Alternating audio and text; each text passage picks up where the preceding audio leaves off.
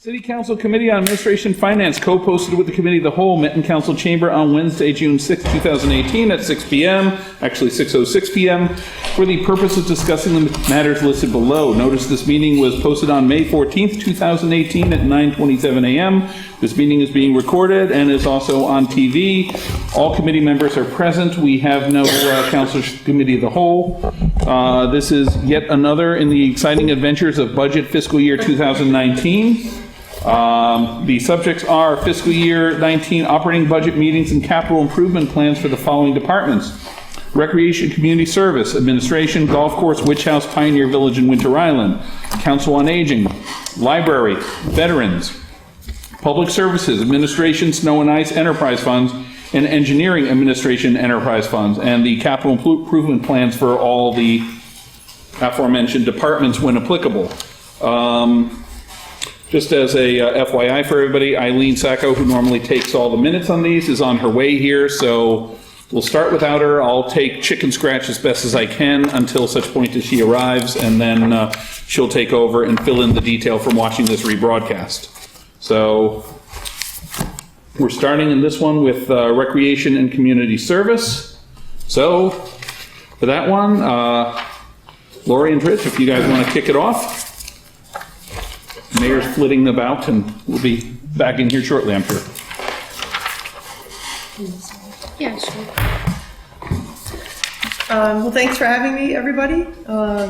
This is my second budget meeting. Happy to be here, answer any questions that you may have. I'll start off by saying we're extremely excited to be going into our new building. Hopefully, I'm hearing the first week in September. I don't have a hard and fast date yet from Mike. Kind of avoids that question so far, but I know we're getting close. So we're thrilled about it. The new space is going to be beautiful, and I really think it'll be one of the nicest facilities around. So we are definitely looking forward to that change. Just a few things that have happened probably since the accomplishments were written back in February is coming into the spring season here. Hopefully you've noticed positive things that have been happening. We've resurfaced the basketball courts at the Salem Common, the Willows, Lower Gallows, and Castle Hill and Pickman are on slate to be next. We'll be finished by the 4th of July for sure, hoping really for the end of June. And McGlue, which will be opening pretty soon. Couple other points. Mazzo and McCullough has agreed to sponsor our Winter Rec Basketball League, which enables us to offer this for free to all Salem residents. So we're really thrilled that they have partnered and agreed to do that for us again this year. In the same venue, Salem Harbor Station has agreed to sponsor our Derby Street Mile, which is a great community effort on their part to help sponsor us, and all of this money just helps leave money in some of the revolving accounts so that we can continue to offer scholarships for kids who maybe can't afford trips or anything that we might have. So we're really, really grateful for them. And then we have started a Friends of Park and Recreation group, and we will be running our first golf tournament on June 30th, and that is currently filled to capacity with 18 groups of foursomes. So again, that will be some more revenue generated to help with the kids programming. Summer programming, we're almost filled to capacity for every activity that we have offered this summer. And then I know some of you, thanks Josh for helping us with the Derby, Kentucky Derby party. We had probably 400 people stop by. We had 2.5 hours of little kids riding horses. It was a great event, and Josh helped us with the technology part, so we appreciate that. And I helped wait for the ponies to arrive. Yeah. And I think lastly, we have a new Park and Rec Commissioner, Deb Amaral, which you guys have approved. So that's it for me. So I know one, I assume, well, one of the things in here where there's a decline is that pool maintenance is zeroed out because Forest River is closed. Correct. This year and next year for certain. The couple of questions I'll ask besides that, I know this year there was a bit of a delay in getting new stickers out for people? Do you know if those are ready for folks yet? Yep, they're up and running. We've already sold 300 stickers Okay. between Winter Island and City Hall and us. But actually, I don't even think I checked this year. I think that's just Winter Island and us. Okay, it's still Broad Street for picking them up? Yeah, we opened it up to include Winter Island, Broad Street, and City Hall. So there are 3 locations that they can pick it up. All right, so it's available at the collector's office, I assume? Yep. All right, good to know. That's that and the Forest River status. I know the new pool is going through the design process, and, Yep. and Jenna, who's been terrific with that, is here. Any other particular change of significance, especially going into the COA change? Well, we can address the new position for COA. Just on the Park and Rec side, we do have one change of Chris Dempsey, who got another job for the town of Andover. So we are currently advertising and almost ready to start interviewing for the rec assistant position. Okay. Yeah, in terms of operational changes, I think we made a custodian full-time. When we get to COA, we've added additional social service components. We know that that's a big need in the community as we have an aging population, even more so. I mean, the individuals who do that now are pretty busy. And so we know that's an additional service that we're hoping to provide. And then the maintenance. The maintenance, the custodial work and the maintenance. The park. We just, I previously today submitted to you what will be submitted officially. Actually, I guess we have already given it to the clerk, but there is an amendment to both public services and Park and Rec.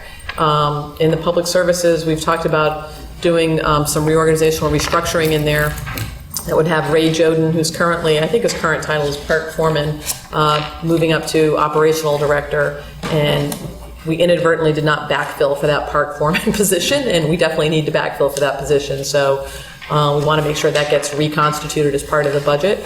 And we've asked for some additional seasonal help to come into the recreational department, with the goal of that being with a couple of seasonal employees and our current facilities personnel there, Joe Candelaria. We are hoping that we can attack quicker some of the above ground things, bench repairs, playground repairs, swings, nets, things like that sometimes take a little bit longer because public services is busy, they're managing grounds, and they also, summer's a busy vacation time for staff as well. So we think with a couple of seasonal people, we should be able to tackle those things that are small but take away from work that needs to get done at fields and grounds crews. So it was emailed to you earlier, but you'll also have that as an official submission. It's just a proposed amendment. Both of those I have a sample of the letter too that went out, so if you want to see it, it's here. Okay. I have one other question related to facilities, and that one is about the tennis courts around the city, particularly the Willows tennis courts. Is there any work taking place on those? Because I know those have been in some need of repair. Yeah, so we, like I said, we did the basketball courts this year, and then we got quotes for the Willows tennis courts to be able to work on for this budget year. And that's part of the capital budget. Yep. So that's on slate to be the next thing we tackle in terms of resurfacing. Okay, great. Any questions from members of the committee? Councilor Ferry. Mr. Chairman, you mentioned the pool being closed for 1 or 2 years. What's on the future for the Pioneer Village pool? This is being covered by cable TV. And what's on the future for what is now with the Steve O'Grady Park, baseball field, and the Pioneer Village and the pool? Can you give us a little snapshot what's coming down? Sure. So just in terms of the flood project at Forest River, they're impacting definitely the Pioneer Village this year. We are running program, but it is a little more challenging because it's kind of a construction site. So Elizabeth, when we get to her budget, we'll do the best we can with that. She's still offering programming. Dave might be able to speak better to the timeline on that project and when it's done. And Jenna, in terms of the Forest River pool, we had a meeting the other day with the mayor in terms of securing some funding, applying for grants for when that might happen, and we are hoping for a year from this upcoming summer, or? Yeah, just to build off of what Trish is saying, so currently Pioneer Village, as you know, is operated by the rec department. Elizabeth, who oversees the Witch House, also oversees Pioneer Village. Real passion of hers, and she's a real historian, and it's an asset, tremendous asset to have, being able to run both facilities. But we have had some dialogue internally, and we've had one external meeting about the fact that where Pioneer Village is currently located is a real hardship in terms of access. It's not on any of the trolley lines. It's obviously out of the downtown and the central business district where most of the visitors are. Would love to look at, is there a possibility of relocating Pioneer Village from its current location to, say, Camp Nomkeg or someplace else that might be on public lands, of course, but would also put it in a position where it could be more successful than it is. It's impacted in that current location. In addition to being far away, the experience is somewhat hindered by having a Little League baseball field right next door to it. When you hear over the speaker series that little Johnny just hit a single, you don't necessarily feel like you're in 1626 Pioneer Village. So we've actually had one kind of very, I would say, preliminary stakeholder meeting with many of the historians and preservationists in town, people who have, David Goss and others that have been really, I think, Pioneer Village has been near and dear to their heart to say, we're thinking about the opportunity to relocate it. And I think there was a Peter LaChapelle, others who indicated they would really like us to explore that further. So our hope is to better understand, where a good location would be for that. It's not obviously a historical structure that was created in 1626. It's a replica, but it is something that a lot of people have fond memories of, and we'd love to give it a fighting chance. Where it is right now, it's really tough to make it work. And when we're done with the Little League, we hope to be moving into a structure of construction for the pool. So it's always going to have a construction project going on down there over the course of the short term. What's it going to cost? Where's the most ideal site? Way too early to tell any of that. We just really wanted to have a dialogue about the idea of moving it. And we'll move it to the next level in terms of exploring what that might look like. But it is operational, despite the fact that there's the Little League field and the drainage project is still underway. We'll also be working on the seawall soon. We can certainly talk more about the timing with City Engineer Knowlton about those specifics on those projects, if you like.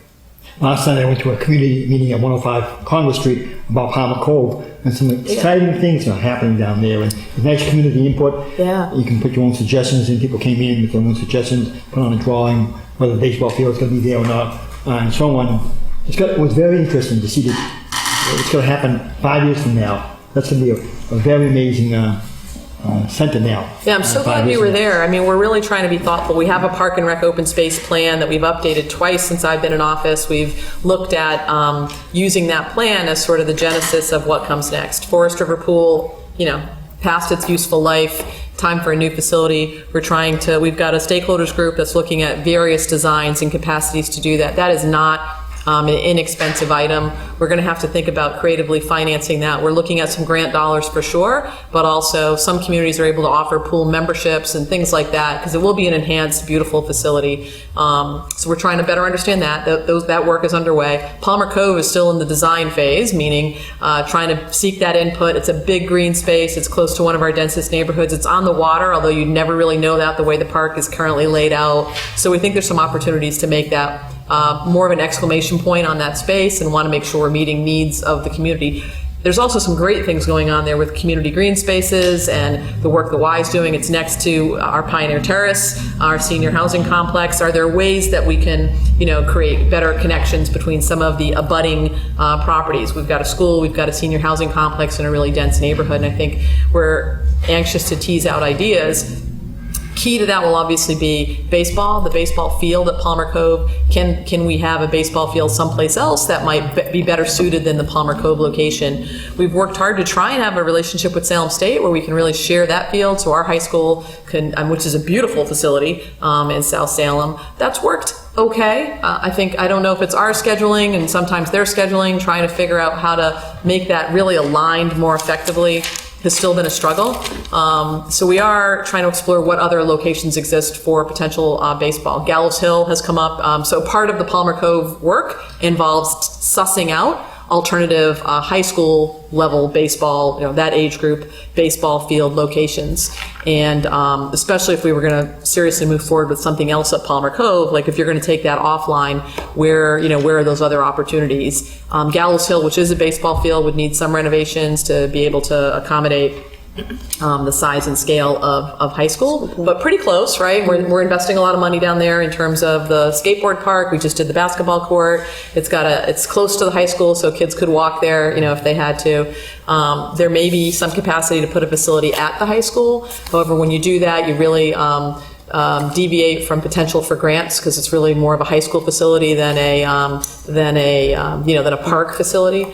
So we're trying to tease out all those options right now when we're in the discussion phase and trying to best understand, how best to proceed. But the idea is to have a baseball field and to have Palmer Cove be something that really works well for the neighborhood and is another citywide green space.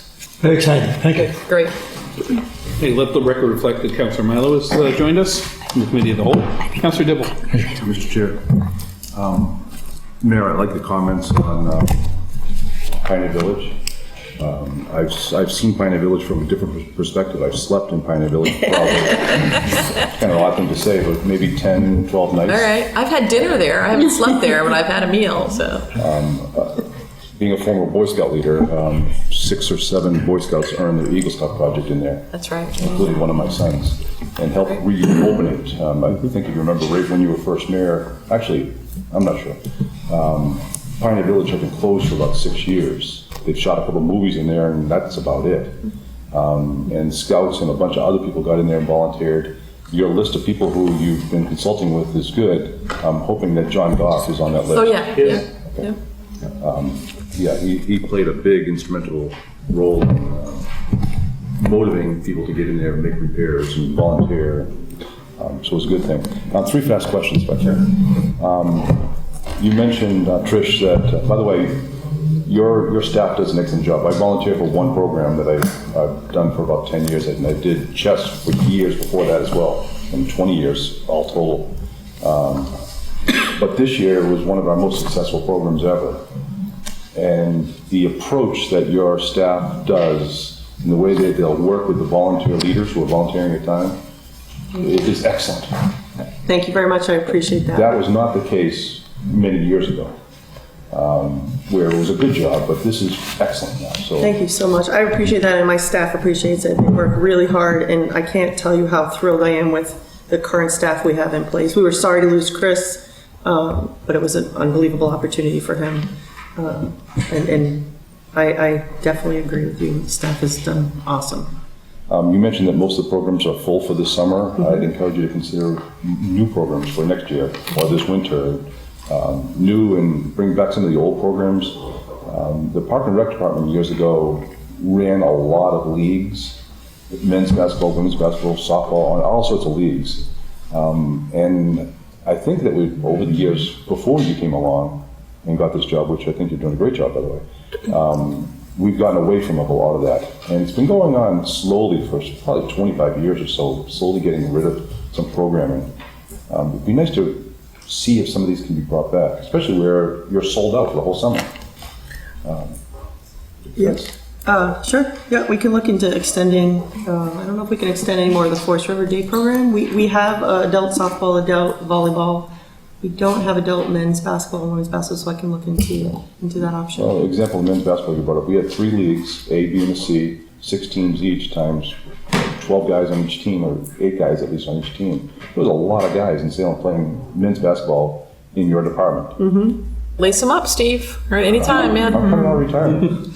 45 and older? Derby Joe has started a league, though. It was just adult guys. Any age. It's going to have to be 50 and over now, right? So, to road races, if I can keep bouncing around. Roughly how many road races do we have in Salem in a year, and how many does your department actually run? The only one that we run is the Derby Street Mile. Many of the road races are charity. There are a couple from the 2 or 3 from the Y. The autism run. I think on and off we've had a Salem State Army ROTC run.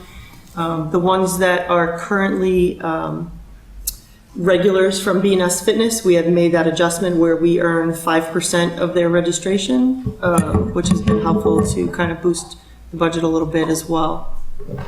And Derby Street Mile was run by BNS until 2 years ago, and we took that back. My friend, the Ward 1 counselor, brings up road races frequently because the majority of them seem to like the course going through the Willows neighborhood. I'm wondering if as a city, we should be looking at to see if some return should come from these road races, there being so many in Salem. And I'm happy to see, do we make a profit on the one road race that you run? Well, we definitely will because Salem Harbor Station is sponsoring it. So they pay for the t-shirts, they pay for the awards, and then we keep it low cost, but $15 a person, I think 45 max for a family. What do you do with that money, which might be a couple thousand or so? Yeah, so that money will go into our Park and Rec revolving account at the use of Kathy McCarthy for programming, for any programs that she might want to add, anywhere we're struggling, anywhere we can offer programs free for kids who can't afford it. The last issue is, if I may continue, is on the playground safety. Yes.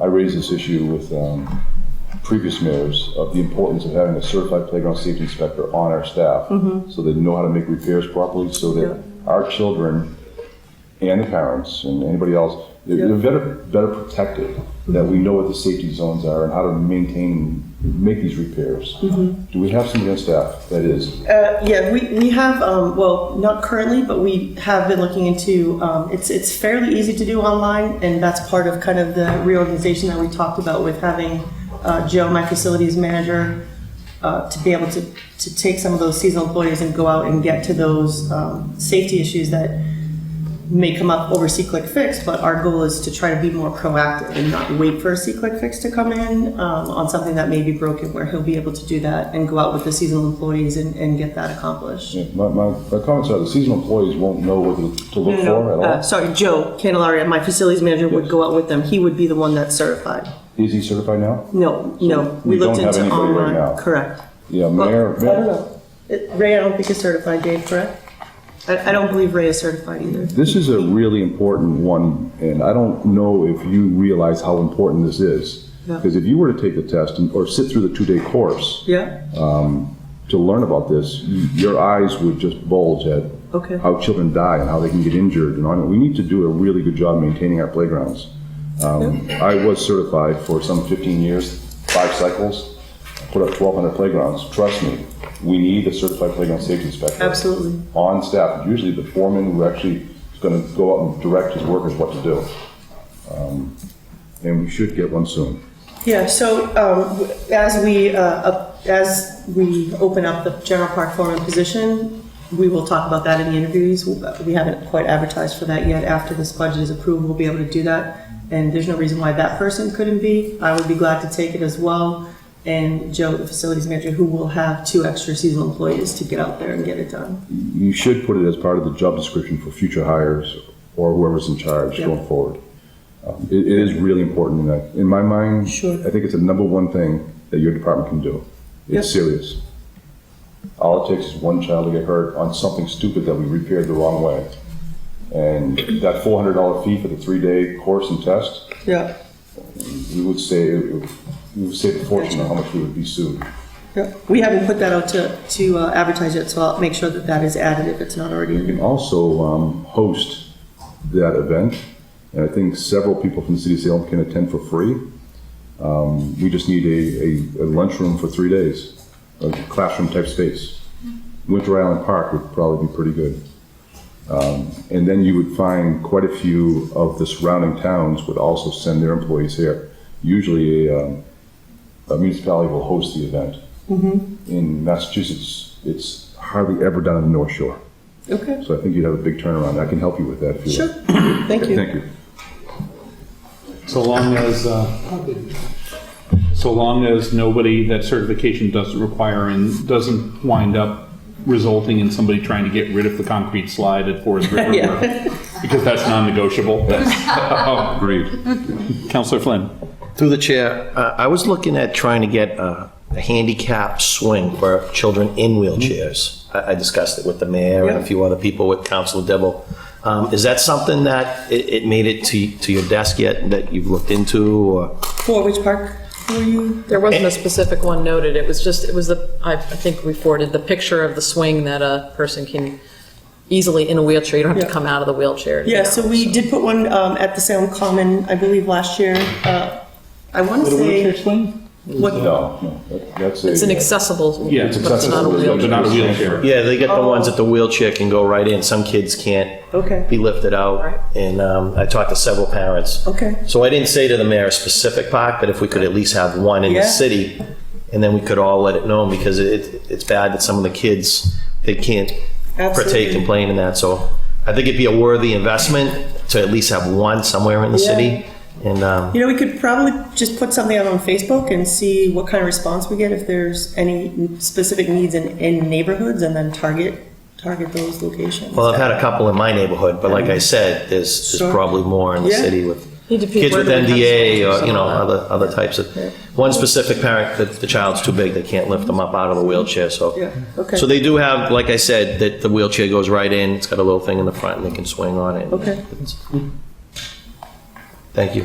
Sure, Councilor Dibble. Yeah, I can speak to that a little bit. It's a really good thing for children that are in wheelchairs, but it's a real dangerous thing to have unlocked in a public park. If you can think about that metal platform that a wheelchair would have to roll onto, and think about that metal platform swinging after the wheelchair is strapped down into place so it won't move. Sometimes there's gliders that come up to lock it into place. There's different models for that. Typically, you only see those in a private facility where it's staffed, or a public facility where it's staffed. It's under lock and key, so that other children just can't go and play on this thing, start swinging this thing, because if somebody gets hit with that swinging platform, they'll probably die. So it's a really, really a dangerous thing. Typically, do not see them in unsupervised locations at all. We could talk more offline on this. Okay. I could also ask around some of the other towns and see what's out there as well. I appreciate that, thank you. Councilor Fury. I have the honor of sitting in Councillor O'Leary's seat, the Dean's seat, Councillor O'Leary, and I think Councillor Flynn is very interested in the situation too, of naming the park at Witchcraft Heights Park the Lenny O'Leary baseball field. And that would be a legacy that be long remembered. Right below that field is a nice bench for former city clerk who passed away of cancer, Debbie Workenshaw. That's a nice living tribute to her. And I think it would be a nice living tribute to Mary O'Leary, his wife, to see that named so appropriately. Where are we in that naming that field? Yep, so the sign is ordered. They said it takes about 4 to 6 weeks. It's going to look similar to all the other green signs. Those are handmade signs. It's not, an easy sign that we just make in-house, where they have the gold emblem and the leaves and the painting and then the city seal. So the timeline, I was telling Councilor Flynn, is about 4 to 6 weeks. And when that comes in, we can most certainly let you know and have a ceremony. It's going to be really nice for Mary and in the family there, because I think Ricky O'Leary is now a softball coach. And the O'Leary family is just an amazing name. I'm fortunate to sit in the seat there. So whatever we can do for him, I think Lenny will look down. Thank you. Awesome. Any further questions about the admin budget? Councilor Malley? Thank you, Mr. Chair. Not being a member of the committee, and I apologize if somebody already asked this question, I apologize for being late. I'm looking at the goals and objectives. One of them, probably like about halfway down, continue planning stages, develop new program ideas in preparation for new community life center. Whoopee. I did notice that. It says Did you 2016. talk about like the new stuff that you're gonna do, or? Yeah, I mean, we're meeting once a week now. Myself, Kathy, Terry, Patricia Zato has joined us, and Ellen Tarkowski, about our grand opening event, being able to offer free programs for a week straight in the evenings to show people, kind of expose people, a lot of people that maybe haven't come into our old building, what we actually do there, what kind of programs we offer. We're reaching out to all of those instructors to see if they'd be willing to come in and do that. So we are meeting weekly to figure out what we want to do for programming for open house and planning for the future with our new building. We've also done a survey. There's this Yep. new survey, tried to update for program interest.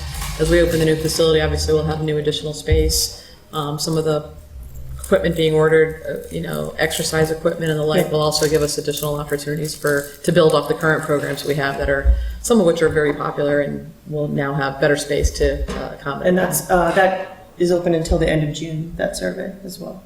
Okay, so do you have specific programs that you're gonna add to, or are you just gonna kind of wait to see what the survey is, or? Yeah, we're going to continue with what we do now that's very successful, and then we're going to look at the survey of what people's requests are and what they're interested in doing. But we are reaching out to, and Terry can talk about this a little bit on the Council on Aging side, but we're looking to really, the community life center is really encompassing all ages, so looking for that adult, and to Steve's point of the basketball leagues, the younger senior who maybe is still working but still wants to get involved. So we have talked about expanding hours and adding a lot more of an educational component to that age group as well. So Are you gonna do the only thing I can think of is like mom and tot programs, like programs that will be attractive to younger folks, people with families or kids, and I know that there's going to be a challenge in terms of scheduling that kind of stuff, but it seems like, and certainly my main interest is, our seniors and our young seniors, old seniors, whatever, but I know being a community life center, we're looking for families and everything, so do we have stuff that we're going to do to attract them?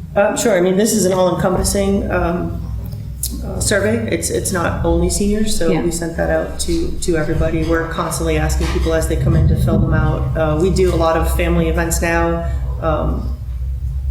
One of our most popular is the dance. We changed the name, so it's not just a father-daughter dance. It can be grandparents with kids, and we had over 130 people attend that this year. Nice. That's up from about 80 last year. We do family bingos. We have field trips, so we'll be glad to expand. I look at it as we want to give the community what they want, so we're always looking for new ideas. Yeah, switch things up if something's not working or whatever. Yeah, thank for you. Sure. And I just have one other question, and it's really more of a general question. I was looking at one of the objectives, and it says to grow a list of sponsors, donors that would offset program fees. What I'm learning is I'm not going to say depend on donations, but we receive a lot of donations, and I think generally we're not afraid to ask for donations from local businesses and whatever. This is a general question. Do we have any practice or guidelines for who is the person to ask, and how many times do we ask? For instance, like if you get 3 different organizations asking Crosby's for whatever it might be, if I was Jim Crosby, I'd get a little tired. Even though, he's a really generous guy. Like, do we keep track of who we ask for what and when, so that we're not always going back to the same well and not kind of, tiring out the people who generally donate a lot? Like, do we look for new wells to cultivate?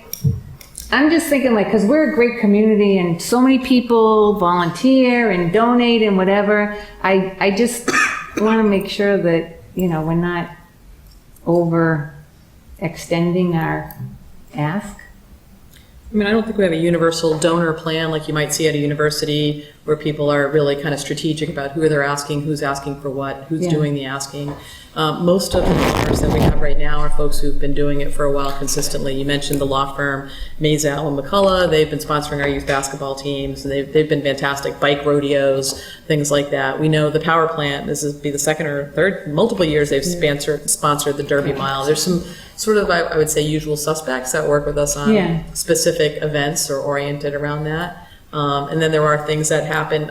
I sponsor things, other politicians sponsor events, things like that. I don't know that we have a universal plan to make sure we're not hitting Jim Crosby up too often, but or anybody else. Yeah, right, More right. often than not. I think in Salem, we have so many nonprofits. You're really, and youth groups and organizations, all doing a lot of good work, but also leading to a lot of requests. But we don't have like a universal plan to make sure we're not multiple departments. I mean, it's really Park and Rec. You wouldn't have other departments hitting people up. There might be other nonprofits in the city doing it. For sure. Yep. Thank you. Any further questions from members of the committee? If there are none, see a motion. Councilor Dibble? Yes, thank you, Mr. Chair. I make a motion to approve the total personal and non-personal expenses in the amount of $508,750. Councilor Dibble moves to accept the Recreation Administration Personnel and Expenses budget of $508,750. Seconded by Councilor Peterson already. So thank you. I had like stereo. Seeing no further discussion, all those in favor? Opposed? So moved. Thank you, Tricia. On to, well, not quite done with her yet, but Thank you. Oh, you're not going. Done with it. we're not done with her yet. Here. We're on to the golf course.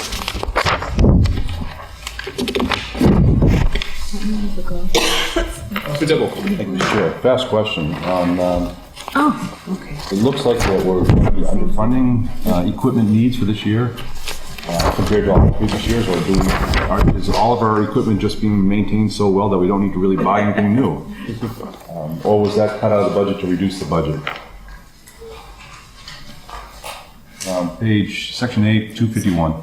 We bought them some new equipment over the last couple of years. So. Yes, for many years. I think so, yeah. So I know that Paul does an amazing job, yes, of rehabbing our equipment and making it last as long as possible. He is currently working on a overall list of almost being proactive of when things might be on its last leg. So that one was a particular request last year of a large piece of equipment that had actually payment plans throughout. So that one is actually paid off at this point. So we are in pretty good shape. He has some small requests of mowers, aerator, I believe, was on the request for next year as well. I'm not suggesting that we spend more money. Yeah, no, but Just look at yep. from past years. And I think the golf cart pass were one of the biggest items that we requested with capital money and/or out for bonding, and also for the CPA money, which will be coming to you of $150,000 for CPA money as well. I think that you'll find that that will pay for itself over a few years with more people going to a better golf course, which is already in very good shape. Yep, for sure. Paul does an amazing job as well. So that I will say, after not having, then I'll recognize Councilor Peterson. I hadn't played at that course in a number of years because life intervened, and I played there last couple of years ago with the Salem High Golf Tournament, and the difference between the course when I had been playing there on a regular basis and the course nowadays is amazing. My game has not gotten better, however. Free lessons, Thursdays and Saturday afternoons, the golf Good course. pitch, good opportunity there. Councilor Peterson. Thank you, Mr. Chair. Can you talk about, it looks like there's small jump in seasonal labor at the golf course. Can you talk about that? Well, part of it is just the increase in minimum wage requirements, but also, as Councilor Terrell just said, you know, it takes a lot to manage that and keep it as well as it is. We get fabulous letters, emails, phone calls that tell us that it is almost as good as country clubs, pretty much our greens, and the only thing that is lacking is the golf cart pass. So to keep it that way, sometimes we have to try to pay a little bit extra more to get better seasonal labor help. Okay, thank you. Crab Ward 3 treasure. What's that? Crab Ward 3 treasure. There you go. Of course. If I may, I had a nice conversation with Councillor Don Bates, who served here in the City Council for many years. Great name, great family name, what public service is all about. He served on the Board of Registrars and he served on the Sisters. So he's a very familiar name. Yeah. Bates, the Bates School is named after his family. And he talked to me. He's not able to communicate tonight, so he sent me a nice note tonight. He's on a cruise to Alaska, so I said to him, I'm jealous. I've been there, love to go, and he's on his way to Alaska now. So he left me a note, so I'm going to read you a note, okay? It's about the golf cart and the golf. and it's nice to see a different opinion, and he brings that wealth of experience. So if I may indulge, I'm just reading a short note, and I'll leave you to study it and everything else. I won't go into heavy detail. But he says, Mr. Bates, Don Bates, "Hi, Tom. Enclosed is a study, which I'll give you, Trish, thank you very much, of the golf course performed back 8 years ago. We paid $5,000 for the study, and few, if any, of the recommendations were ever implemented over the years. 7 days a week, the morning tees are controlled and assigned by a small group of golfers. It's estimated that 8 to 10% of the general population are recreational golfers, or 3,000 to 4,000 golfers. These golfers are being denied primetime tee times by those who control the primetime tee times." And I'll give you this to make sure what I'm talking about. "Although annually Don Bates, spend annually $5,000 on golf, I have not golfed at the old Salem Golf Green in over 15 years, and I refuse to support those that have assigned tee times and discounted golf rates. Please see the listing, which I'll show you, I'll leave you later, Trish, pass holders discounts and 75% or better." So he's concerned about that, and I'll share this with you, and maybe you get in touch with him later on. The golf course had an annual revenue of $550,000 back in 2011, 7 years ago. But once they hired a manager, Scott, revenues increased to $750,000. My calculations, and he's very good in calculations, my calculation shows that the revenue with 38,000 rounds played should be in the area of $900,000 a year to $1 million a year if the golf was managed in accordance with the study's recommendation. He also had a concern that I'll just share with you tonight. "What I do not want to see is $500,000 of taxpayers' money spent on golf cart paths that will mostly benefit a few that will still control the golf course today." So he was concerned about CPA funds going to the golf course. And some people would say, don't they have their own revenues? So can't they pump in their own money for the golf course and pay for those golf routes without going to CPA? So I'll give this to you. He's very concerned. He's a very nice gentleman, a classy guy, and maybe get in touch with him later on. Sure. But on the CPA, why are we going to CPA? Can I send it down? Thank you. Why are we going to CPA, Trish? Why do we apply for CPA funds? Yeah, why well, do we because, apply? many of our Salem golfers, I'm not sure where that percentage came from in the letter, and I can double check with Paul, enjoy the golf cart pass, and we have had a lot of requests from our Salem residents to improve those. And basically that's kind of what we go by, is what our Salem residents are looking for as the money does come out of their taxes. Now, CPA, I'm a big proponent. The mayor has made it all possible to make CPA possible, and it's like manna from heaven. CPA, Community Preservation Act. Even this room has benefits of community preservation, the library, and almost every ward of Salem has CPA funding. Yeah. And the golf course is meant for like housing, conservation areas. Now, how did this come into the possibility of golf paths? Yeah. Golf paths. So recreation is part of the CPA. It's one of the categories yes. of application for CPA funding, yeah. So you couldn't fund it under regular funding. You couldn't fund it with the regular funds that come in. You had to go outside to CPA. Yeah, two things, Tom, just to point out.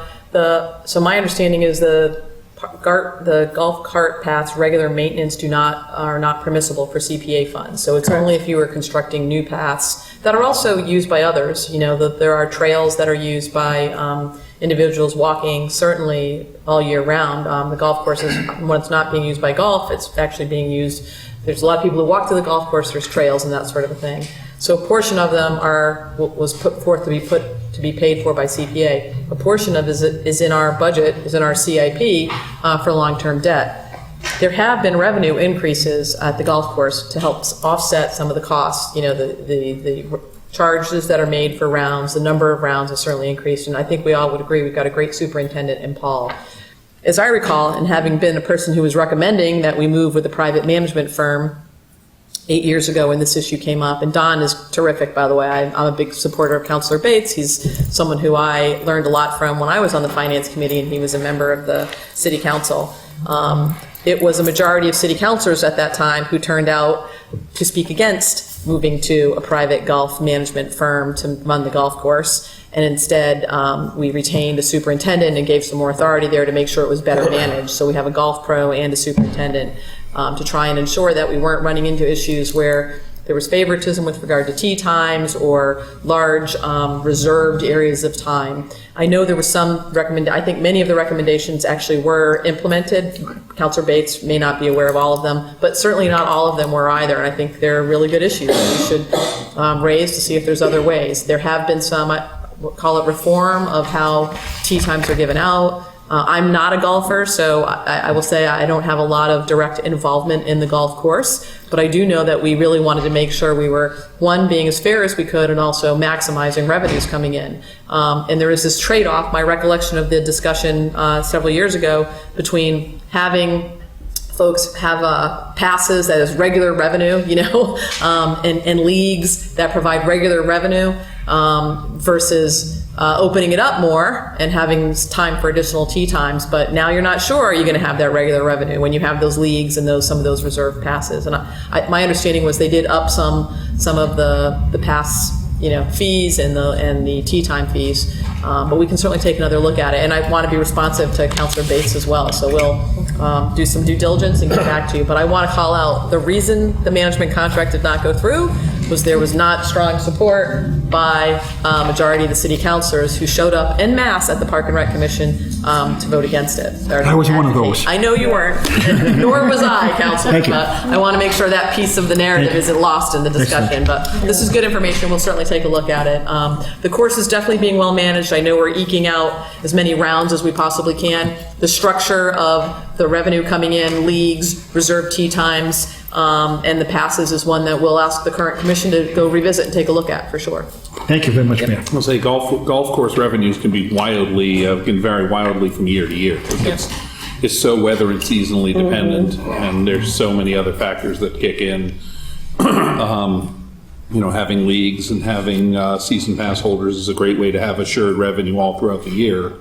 But yeah, there's a balance between that and having the times that somebody could just walk on or just call up in the morning for a time. And availability, and we can run some data on that because I think they do track when people are requesting and things like that. I remember for the last couple of years, there's a lot more data now than there used to be. Absolutely. I mean, last year the course brought in $800,000, so we're pretty close 2 years ago. And this year, I don't know what we're on track for this year, but. It's been a rough spring.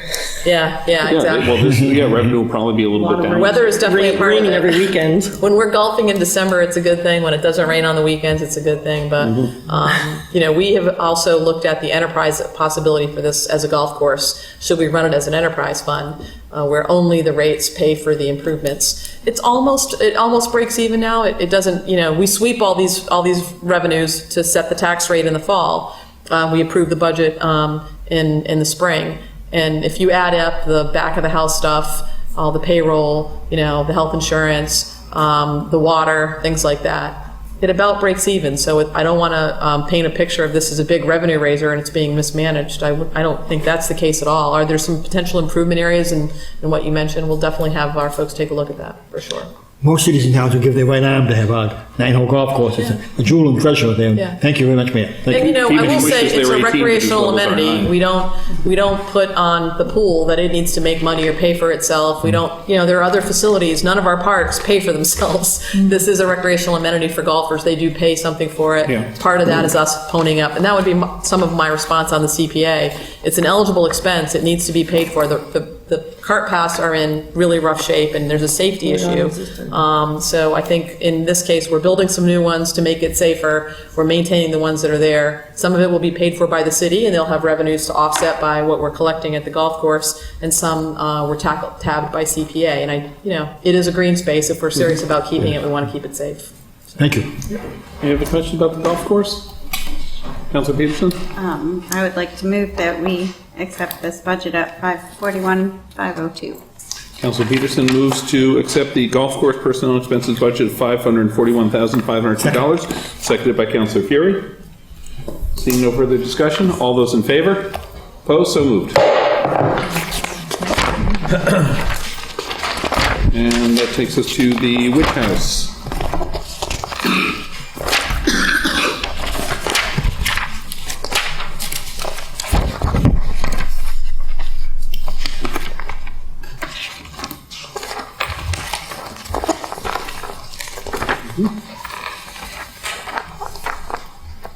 Not a lot of significant changes here. I don't think Elizabeth is here, but she does an excellent job managing this facility and Pioneer Village. She's very passionate about her work. She's really been very entrepreneurial in running these facilities, looking for ways to up the number of events, ensure that we're in all the right, advertising and marketing opportunities, and also make sure the experience quality. I don't know if you've been to the Witch House in a while. I was there a really long time ago, and I was there more recently as we were reviewing some of the renovations that have been made in the building. And there's been some things switched around, how you enter, where you go, the story that you're told when you're going through it. And she's done a nice job, bringing the Jonathan Corwin House alive in a really meaningful way. So it's a nice visitor experience as well. There's some modest increases, I believe, in seasonal labor, and that's really about trying to extend hours and make sure that we're better serving the long line of people who come in every day. This is a facility that does provide revenue. Again, another one.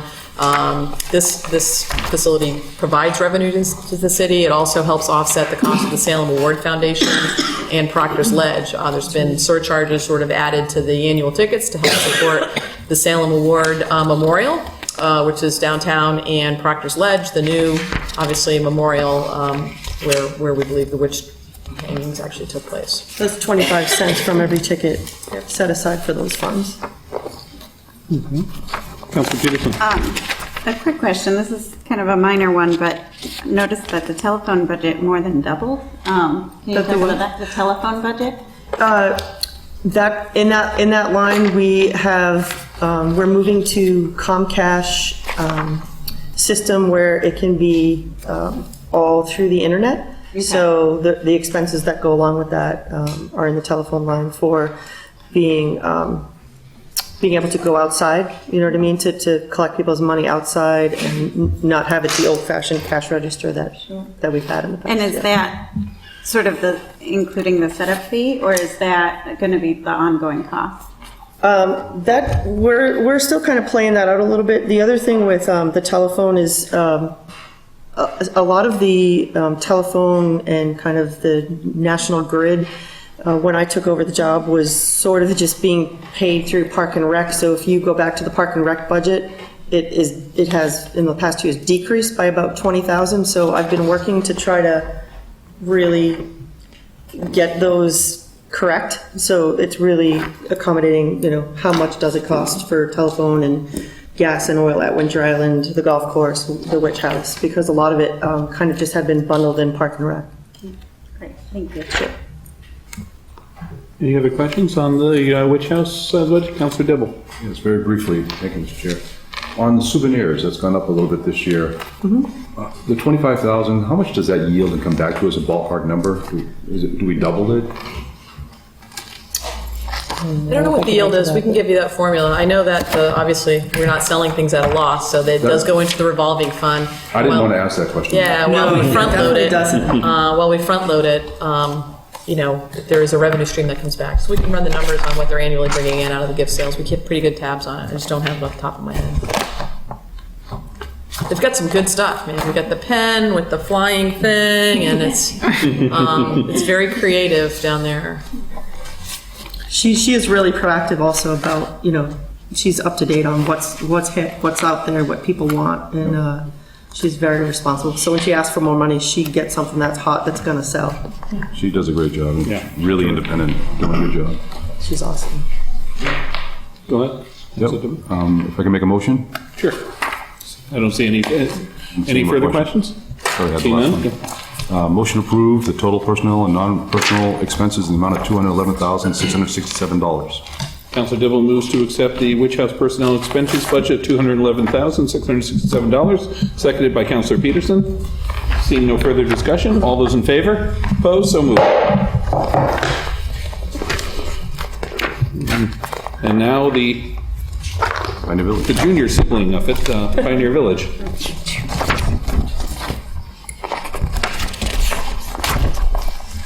So I know the mayor addressed some of the challenges and looking into what ideas we have to moving this. But in the meantime, Elizabeth does do a fabulous job. She's really proactive also about, trying to extend hours and not have it the old-fashioned cash register that we had in the past. So it's really accommodating, how much does it cost for telephone and gas and oil at Winter Island, the golf course, the Witch House. So it's really accommodating to what people want. And Elizabeth does do a fabulous job She's added the Spice Festival down there in the past few years, and that has drawn in a lot of extra money for Pioneer Village. She's also collaborated with the schools when it comes time for the pumpkins and all of the pumpkins that the kids decorate. Oftentimes, they have their big fair, and then normally they were just kind of throwing the pumpkins away.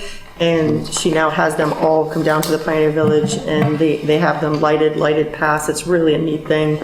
If you're not sick of Halloween events, being a Salem resident, you will not be disappointed if you visit us this fall.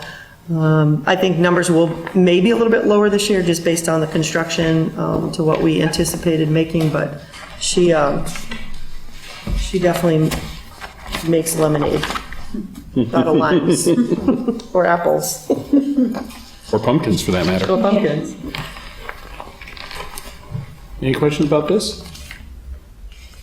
Councilor Dibble? While people are at home listening and watching, can you cite what the hours are there? It seems like it's always closed, but I know it's not. We are open every weekend. I think that she does special events in the evenings. Oftentimes they'll have storytellers. And I would urge people to go online to check their schedule because it may change based on what she has for guest appearances.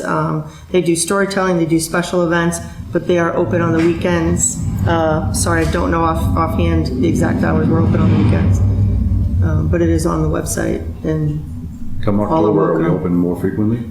October is longer hours and more evening programming in October as well. Thank you. Any further questions? Seeing none, Councilor Flynn. Make a motion to accept Pioneer Village expenses at $18,600.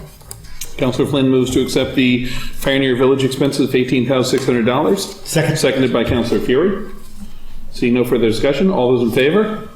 Opposed? So moved. Winter Island.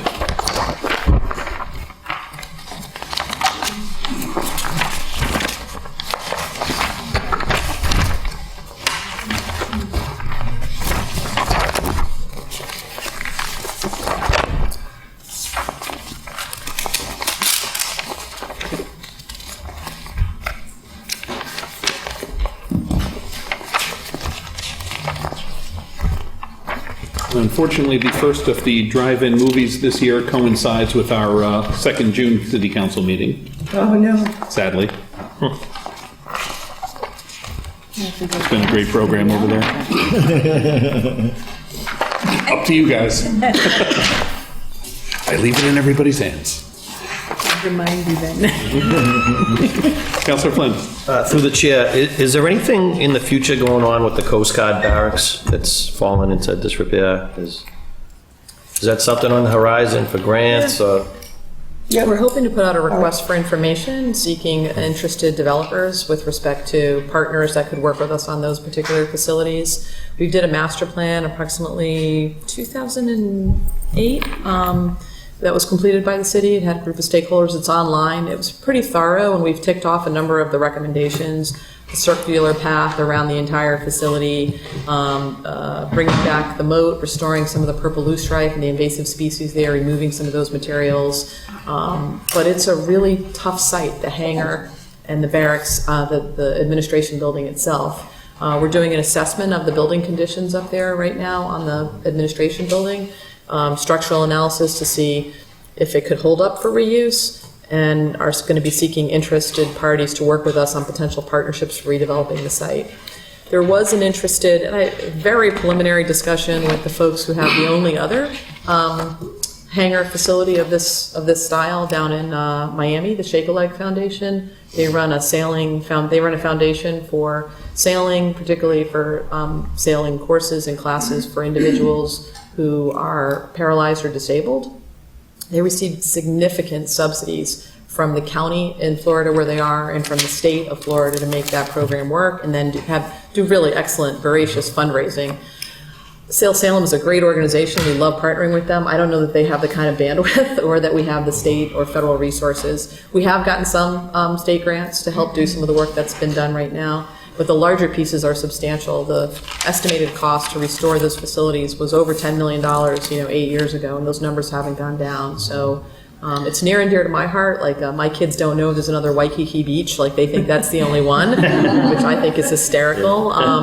But it's a treasure trove. I call it a diamond in the rough, and I do mean rough. So we are anxious to sort of think about partners that we could have. We don't want to over-commercialize the space. But on the other hand, honestly, I struggle. I'm fairly creative, and I struggle with, okay, where and how would we put together a use that could generate the type of income or anything reasonable that could really offset the major investment that you need to make. And I would say that goes beyond just the hangar. I mean, I know the RVs are a source of revenue, but where the entire RVs are located throughout the island probably isn't the best place. It would be great to have an area for RVs and tents, but not necessarily block all the water, access to the water as much as we do. So there's room to work there. And we're definitely open for ideas and anxious to sort of find a partner, which I think is what we really need. It is parkland. A few years back, Councillor, we talked about putting up a wind turbine there, an industrial wind turbine.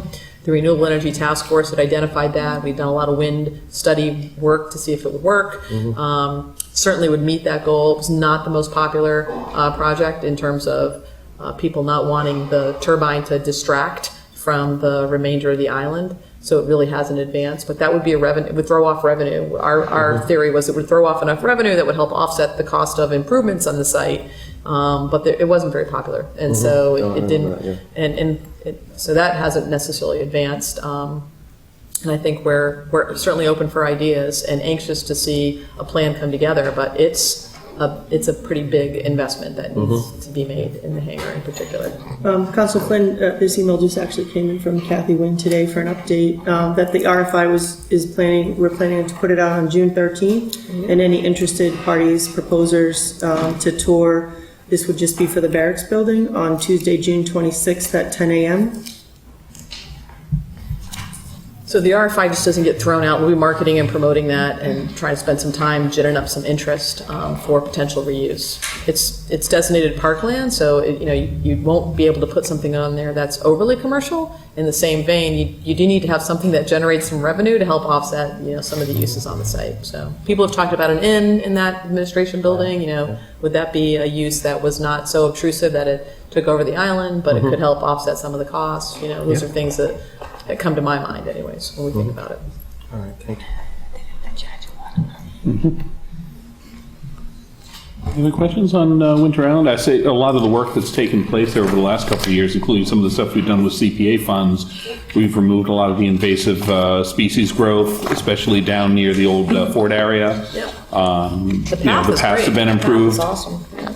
There's still a couple of death-defying path spot spaces, but a lot of it's been improved, which has been great.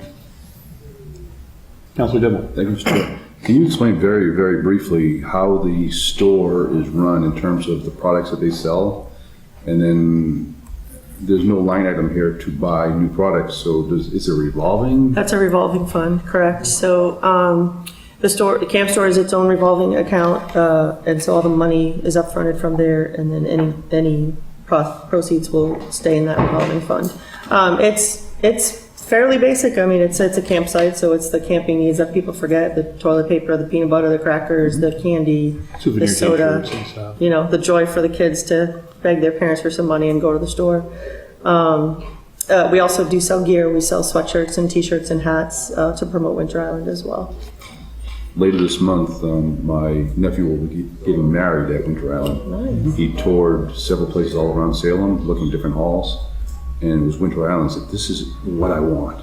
That's awesome. It's a great facility. So I agree with the mayor. If we can do something with the barracks building and the hangar building, probably the barracks building first might be easier, and then if it stimulates something from the other building, I'm not sure. Yeah.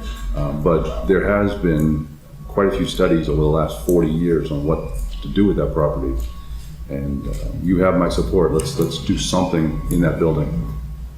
So I'm glad to hear that it's out to, not out to bid, but out for information. Just for interest. Any further questions, councilors, or members who are not members of the committee? No? None? Councilor Dibble.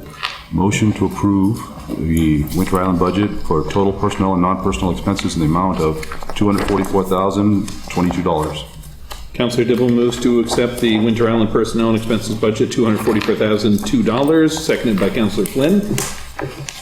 Seeing no further discussion, all those in favor? Opposed? So moved.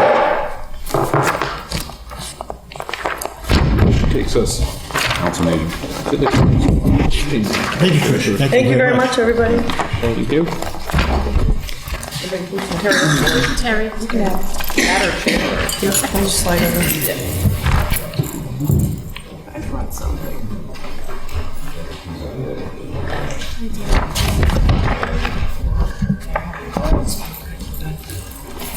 Hello, everyone. Thank you for having me. I'm Terry Gold-Arnold, the Council on Aging Director.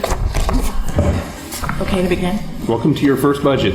Thank you. My first municipal budget, yes. I also want to make sure we have members of the Council on Aging Board here, so Yes. I want to make sure that's Yeah, called out. Linda Conkle, our Board President, and George Barbuzzi are here. Thank you.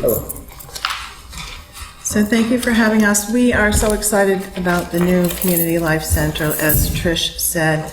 And just speaking to that, in a conversation with the Executive Office of Elder Affairs, they tell us to expect a 250% uptick in participation when you build a new center, particularly a Community Life Center.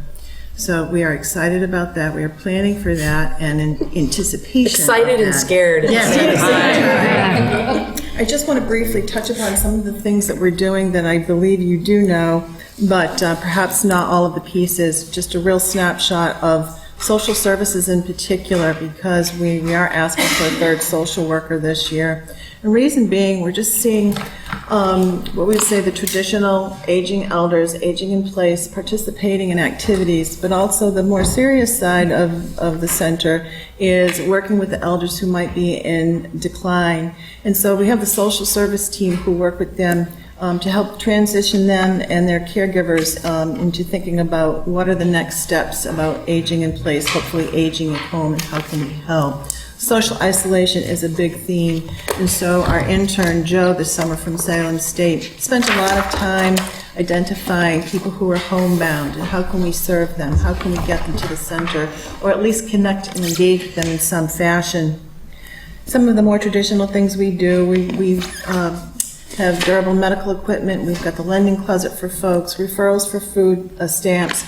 We run a lot of food programs. We're looking at partnering with Boston Food Bank because there is such a need for low-income seniors to receive this food. So we've got a lot happening this summer in addition to the farmers market we're involved with.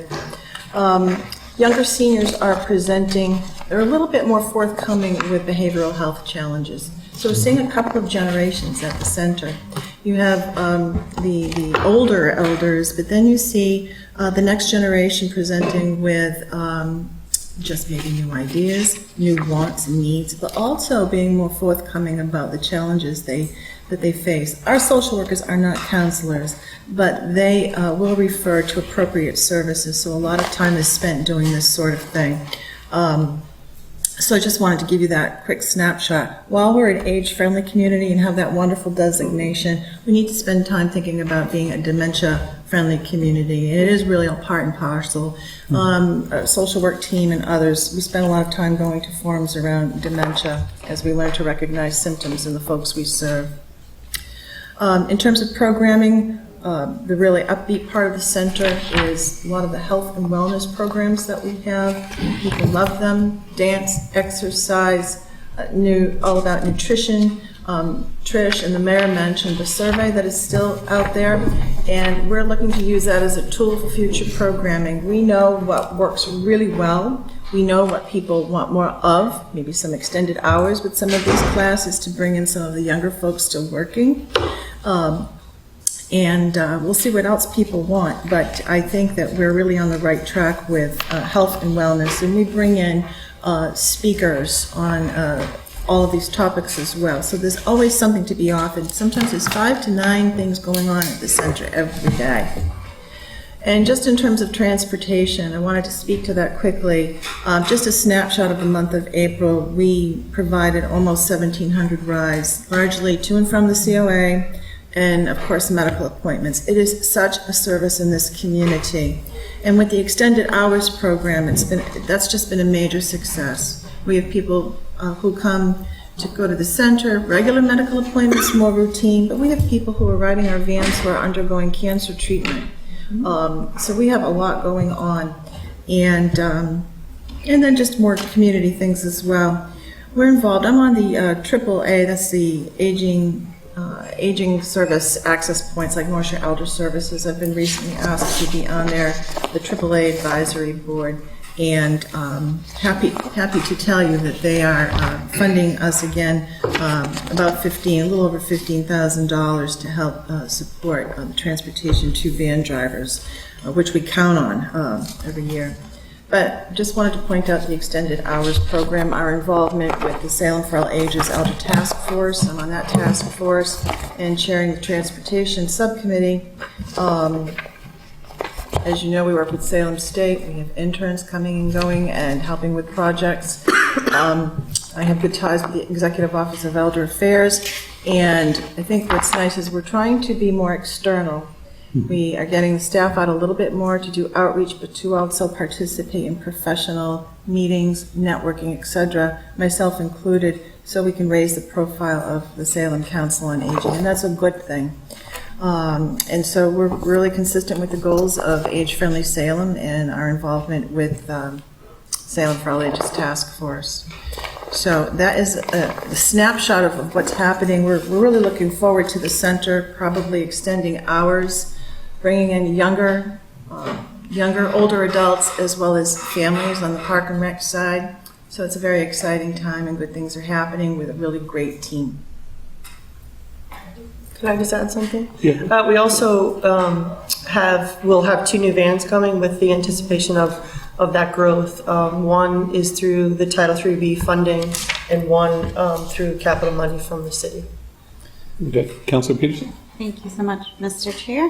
I've heard wonderful things about your team, and in particular, I heard some advocacy for this gentleman, Joe, the social worker, too. So Yeah. excited to vote for that line item. It sounds like he will hopefully be a great addition. I was wondering, you mentioned food real quickly. I don't know if that's what's happening here, but could you talk about the jump in the food line item? A lot of that is speaks to the events that we already have, and but also what we're anticipating in terms of evening hours, other events, and it's expensive to put on a good time, you know, and so we so we have put that in there maybe as a cushion. But I will say we do try to have sponsorships for some of the things that we do. We recognize them in the monthly newsletter. So while Councilor Milo, I don't think we have a best practice across the city for asking for funds, we do reach out occasionally for sponsorships, largely assisted livings who can afford to sponsor an exercise class and that sort of thing, so that it can be free for the seniors or very low cost. So it is a jump, but we anticipate more activity. Which will be a good thing. Yes. Thank you. Councilor Fury? Some people in this room and some people watching never thought we'd ever have a council on aging or a community life center. It's a dream come true. Former councilor Jeannie Levesque, who served in the city council chambers and became our distinguished mayor afterwards, it's going to be a living legacy to him and his family that this is going to be named after as a community life center. And not only is the building going to shine, but like any building, the staff is what it's all about. And your staff, from you all the way down, it's amazing staff.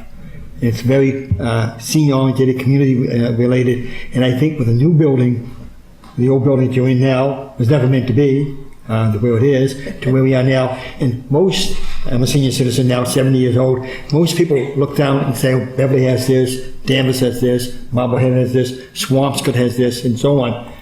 We can say, yes, we have this too. So it's a long overdue dream. A great deal of credit goes to Mayor Driscoll to making this all possible. It's a dream come true for me. And I asked this question last night too about the City Hall Annex, and we're paying a lease for 20 years, $477,000 a lease. We don't own that building. Could you explain to us that is not a city building? And we have, how are we paying for this? And do we have an option to buy that building, say, in 5 years, 10 years? Is that our building? Could you explain? The current council on It's aging. actually our The company? community life center that we're building? Yes. Yeah, it's ours. Yeah. Oh, Yeah, So we $5 were- million and it's ours. After they're building it for us, and then we have an agreement to purchase it for them. But it's on land we don't own, but we own the building. We own the land, we own the building. We will have a condominium. In essence, there'll be a subdivision will occur, and we're going to own our section. They're going to own their section. We'll have some cross easements for access and parking, things like that. But yeah, we'll own it. Well, thank you very much for all your hard work. Yeah. We'll own it, and you helped pay for it. Thank you. Glad to. Well, you didn't say and maintain it. You own it and maintain it. Own it, maintain it, and pay for it. Yes, it's different than leasing property. Correct. Councillor Dibble. Thank you, Mr. Chair. Very briefly, in my daytime job, I would visit senior centers, community centers all around the Northeast United States. Probably 200 or more of them I've been in. And it's going to be nice when we have a facility, because the old high school at 5 Broad Street is not really conducive for senior activities so much, and you've made do. But we put a Band-Aid on it in 1986, and a second Band-Aid in like 1989 that was only supposed to last for another year or two, but that was 30 years ago. With regard to the van, 2 questions for me. With regard to the vans, I've noticed at other senior centers and other community centers, the vans were paid for by some donor, usually a car company or something like that, and their name was written on the side of it, and then that town would occupy and use that van for 5 years or whatever number of years, free of charge, because it was already paid for by some company. Have we reached out at all to see, or is that something that the mayor might welcome, to have different entities pay for these vans, and we put advertising on the side, small advertising, classy? I know what you mean. I've seen that in other communities as well. The vans that we currently have were through Title III monies with North Shore Elder Services. And so if you look really closely, it says North Shore Elder Services on the van. But I don't know. I don't have the history here to know if there's ever been some reaching out to actually sponsor and finance a van. I don't know if anyone else knows. I think some commercial entities might look at that van as they see it with pride, that they're paying for that van, and seeing it drive around the city with their little advertisement, just small advertisement on the side. Could be. To save some money and to help some of our businesses feel better about donating to our seniors. I think as we go forward, as we go forward, and the useful life of some of the vans, is coming to an end. So it's a wonderful thing that these other 2 are coming along, because you have to weigh how much we're going to continue to put into some of these vans. So possibly seeking that kind of sponsorship is possible. I think the other transportation issue that's key is we're looking at a citywide shuttle that was paid for with the Tufts Foundation grant that could supplement, offset, serve in addition to the senior, senior center related, your traditional senior center shuttle services that we provide, which really isn't a shuttle, it's direct rides to places that people need to go. I'm always amazed that we're giving rides to seniors who are going to cancer appointments and are, going to really critical. This is not, I need to go get my hair done. We do that on occasion, but I think it's a real critical need with people who don't have anybody else to take them. So we're trying to we've extended these hours this year. We've come into the council and talked about a supplemental that has been wildly popular. Being able to go into the evenings, being able to do more transportation on the weekends, to prevent things like isolation. We know that's one of the big issues for a lot of aging seniors, is feeling that there aren't, activities and not really feeling a part of it. And if transportation is a barrier to that, we want to do something about it. So I think we're really going to be diving deep on transportation, whether it's through our existing sort of traditional methodology, or looking at the shuttle system, which we think many seniors will also be able to take advantage of as well, and maybe integrate it into the current systems that we have. Councillor Dibble? Thank you, Mr. Chair. I'm wondering if we can suspend our past review practices and allow either Mr. Barbuzzi or Ms. Koppel, who are from the board, to comment or address any needs or ideas that they might, if you can speak from your board in terms of our new senior center, if there's any ideas that you might want to share with us. Well, we have I have a plethora of ideas, but I'm here tonight primarily to support the request for the additional social worker in the budget. As you may know, we have two very dedicated women on our social service team, but just to put a little bit of how hard they had to work. Between 2010 and 2016, our social service team saw a 75% increase and a 19% elder increase and a 19% non-elder increase in unduplicated social service usage. And we've already heard that we will anticipate a 250% jump in participation when the doors start to open. But also, the American Community Survey it lets us know that the elder population increased by 10% in that 2010-2016 time period, while the rest of the population grew by 3%. So obviously, the senior citizen population in the city is growing, and we need to be able to help them to address the social work team do the kinds of things that are coming across. We have a number of generations within our senior citizens rather. We have the younger seniors. We have the middle seniors. We have the older seniors, and then we still have World War II vets and Korea vets and of those folks. Those needs are very different. And the programming that we put together so far is addressing a lot of those needs. But things like for the younger seniors, I'm not in that category anymore. I used to be. I'm now in the next category out, seniors. But for us, educational lectures, and we've been talking, I know that Terry has been working very hard, working with the Explorers, the Salem State Explorers, to do lectures and those kinds of cultural events in the evening at the News Center, to be able to expand the horizons of our seniors. The Salem State Explorer program is wonderful, but it's $200 a semester. I understand. That's, for some seniors, that is a real problem. So we see the need for that kind of programming, as well as a fitness room for those of us who pretend to try to get fit, and for those of us who actually do. Those kinds of things are important. The big space so that the exercise classes, and I have gone to the exercise classes, and they're marvelous. They're, you know, I sometimes in the line dancing, and I went home one day and I said, these people can really dance. And not only can they dance, they're fit. It's supposed to be standing, but it's chock-a-block full at those exercise classes. So those kinds of things I think we need to continue. We've had, from September 1 to April 30th, an increase in people receiving fuel assistance, help. We don't give it, but help referring to that. Assistance for people needing help to qualify for SNAP, which is food stamps. 23 individuals looking for durable medical equipment, and 14 individuals received housing assistance. That is a serious problem in the city. Senior housing,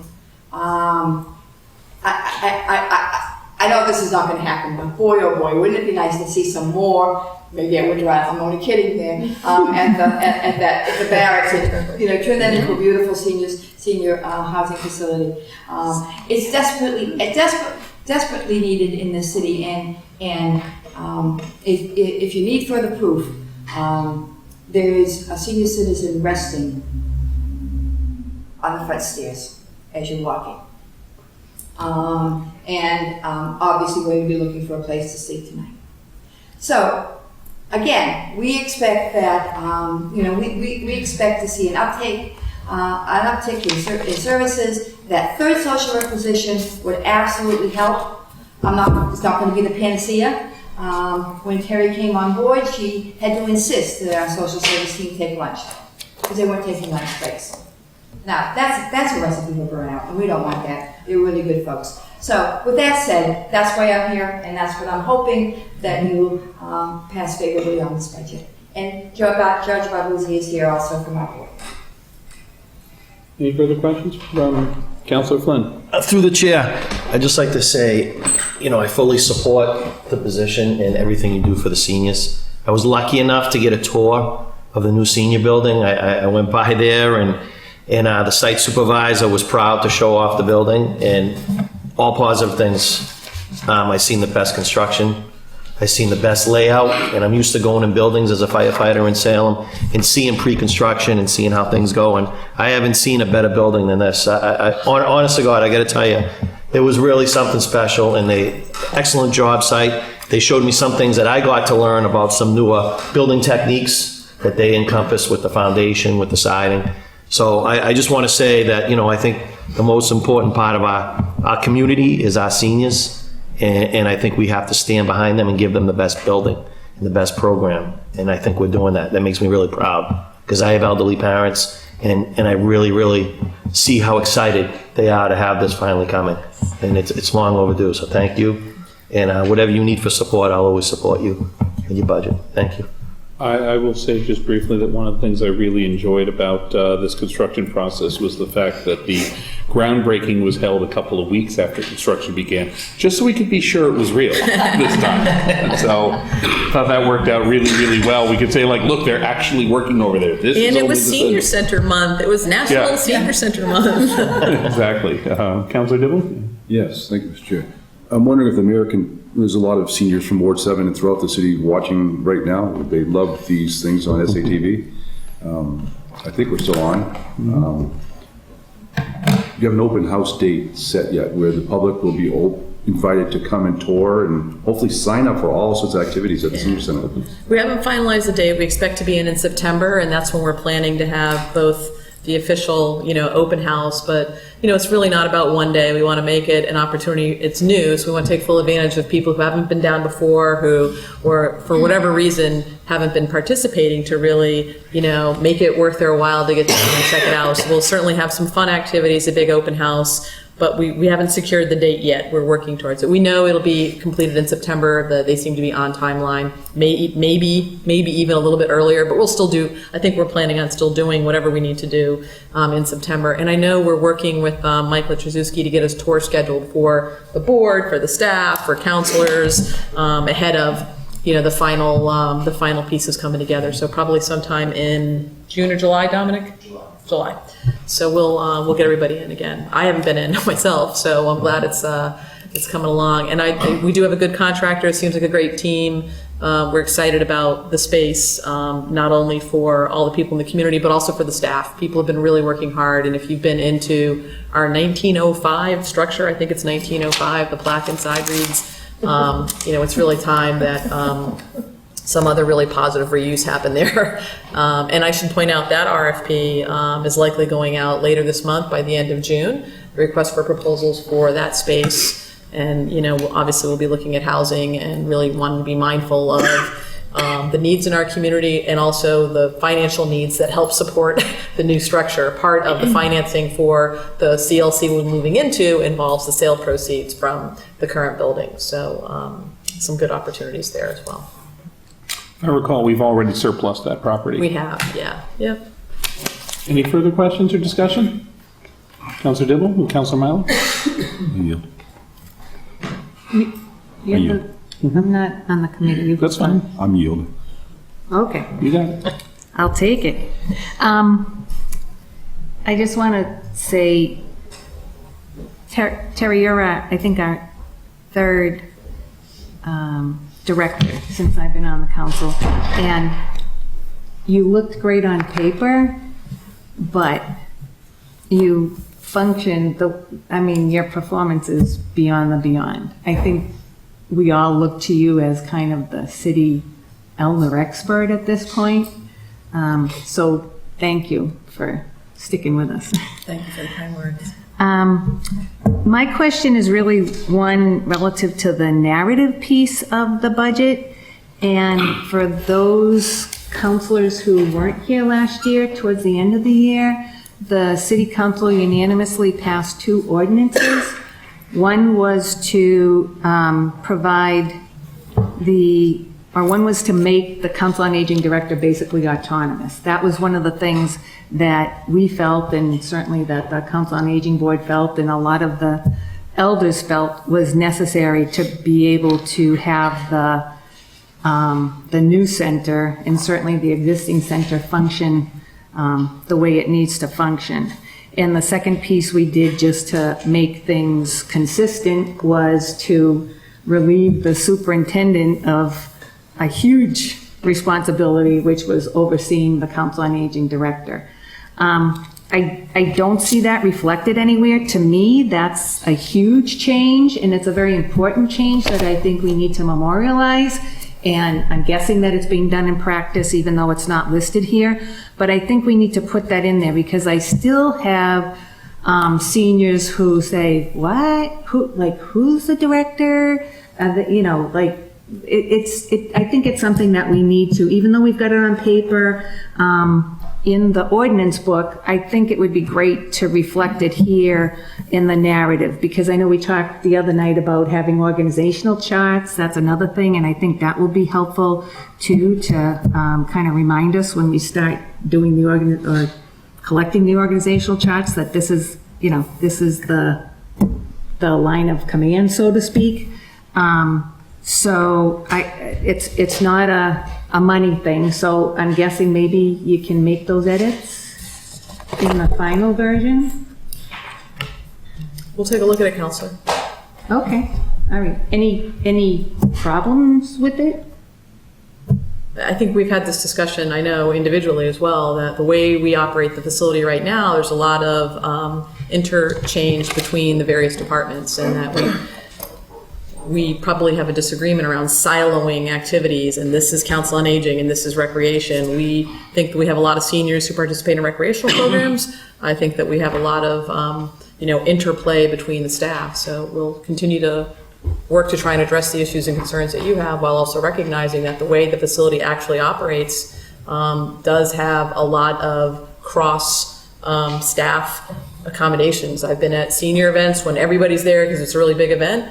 And I've been at, non-senior, sort of more youth services events when we have senior staff coming over to help out. So it's worked, we said, let's get in the new building and really see how things operate. And I hope that's the plan to do that. I'll be happy to take a look at the narrative. I do think how the facility operates is really more of an administrative function. While I appreciate the input and the suggestion, we'll take a look at it. But I'm just sharing with you how things work right now. It's not that easy just to pull things apart. The folks who do the back office work, the payroll, the accounts, they're all interrelated between Park, Rec, and seniors. And we're moving into a building that's CLC with the very goal of enhancing opportunities to really see that relationship blossom. Yeah. So. And I think in our conversation too, Mayor, we talked about how programming is just a little piece of the senior side of it. So we can continue it offline, but I haven't given up. Great. I'll note that the Council on Aging budget is a separate administration and support budget from the Recreation Department, where it used to be a subcategory of recreation. So in that sense, it's been moved into its own place on the org chart. So some of that I haven't separation. seen the org chart, though. No, but I'm saying some of the organizations, from a budget perspective, it's been broken out into its own area. Yeah, well, I think it's Which was a important to start, part note of the it here process. too, just to, like I say, to have it in the permanent record, so to speak. Because poor Trish had to stay for another, she could have gone. I don't She had mind, to stick honestly, I around. love the seniors as well. Thank you, Mr. Chair. Mayor, I had the privilege of working with Mayor Salvo as he tried to envision a new senior center. Mayor Harrington, the same, and Mayor Yusevich as well. I worked for all 3 of those mayors for some 14 years, and they all had a strong interest in helping our seniors and building a new senior center, on and on. I don't know if it's the timing or the desire, but you got it done. So I thank you, and I wish you congratulations. It's been a long overdue. I think everybody can admit this when we look at what other cities and towns have had for years versus what we've been providing our seniors there at 5 Broad Street. I'm excited. I'm not a senior yet, but I will be volunteering there and I will be participating there fully when I am a senior. I just encourage you to really reach out to the entire city and make the programs known all possible ways and get from the far points of Ward 4, Ward 7, the Willows, get the seniors there. Yeah, for sure. Sometimes their only point of contact is with a van driver, the only person they might speak to that day, who might be picking them up and bringing them home with some groceries. And if we can get them to take the next step and go to the senior center, and they're really often hesitant to do that because it's unknown, or they might have an idea that it might be cliques or something. But have a spectacular open house. And if you need other people to volunteer to come down to help with that open house, I'll volunteer to do that. Absolutely. But yeah, let's kick this off the right way. So thank you. Yeah, I agree. We're looking forward to it, and it's really been a team effort. I've been back and forth the council several times as the project scope has changed and parameters have changed, and thankfully, we've been able to collect the 8 votes to make it happen. I think it's going to be spectacular, and we can't wait. So, thank you. All right. Any further questions or discussion? Seeing Councilor Dibble? With that, I'd like to make a motion to approve the total personnel and non-personnel expenses in the amount of $484,414 for our new senior center, Council on Aging. Councilor Dibble moves to accept the Council on Aging personnel and expenses budget of $484,414, seconded by Councilor Peterson. Seeing no further discussion, all those in favor? Opposed? So moved. Thank you so much. Thank you. Thank you. Tricia. Thank you, guys. Yes. If I just wanted to also repeat Councilor Milo's comments. Terry's been with us for 8 months. I cannot tell you how thrilled I was during the interview process with Terry, and as we presented her to you, and having this breadth of knowledge and these connections really all over the state, how much she has in her short time of 8 months brought to our Community Life Center. She's been a pleasure to work with. She got thrown into the fire quickly, and the seniors adore her, as do our entire staff. So we're really, really lucky to have her. Yes, we are. Agreed. Fully. All right. Thank you, Linda, for speaking. Thank you. Thank you, George. I'm disappointed. I tried to get you. Or is our finance? You were the quiet support behind. Thanks for being here. Still learning. I appreciate you being here and volunteering. Do you have the list? Library's next.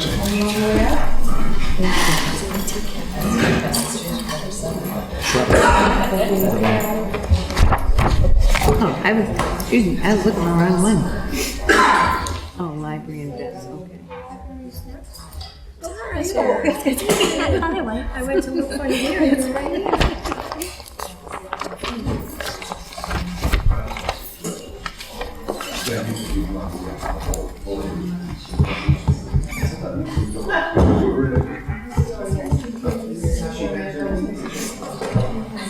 Thank you.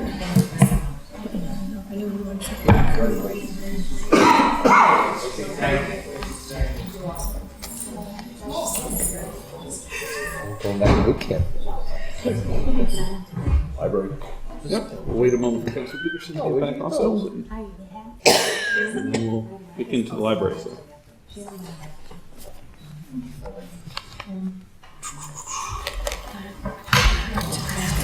Just give Councilor Peterson a moment to come back in.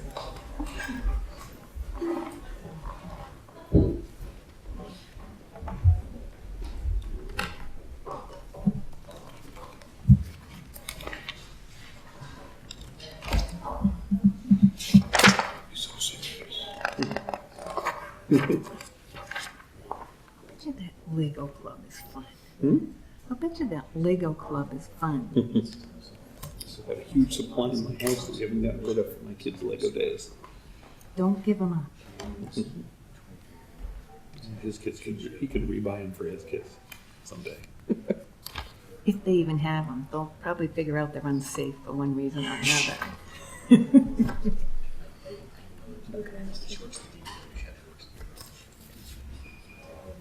Should it be sign language? Ugh, awful. Unbelievable.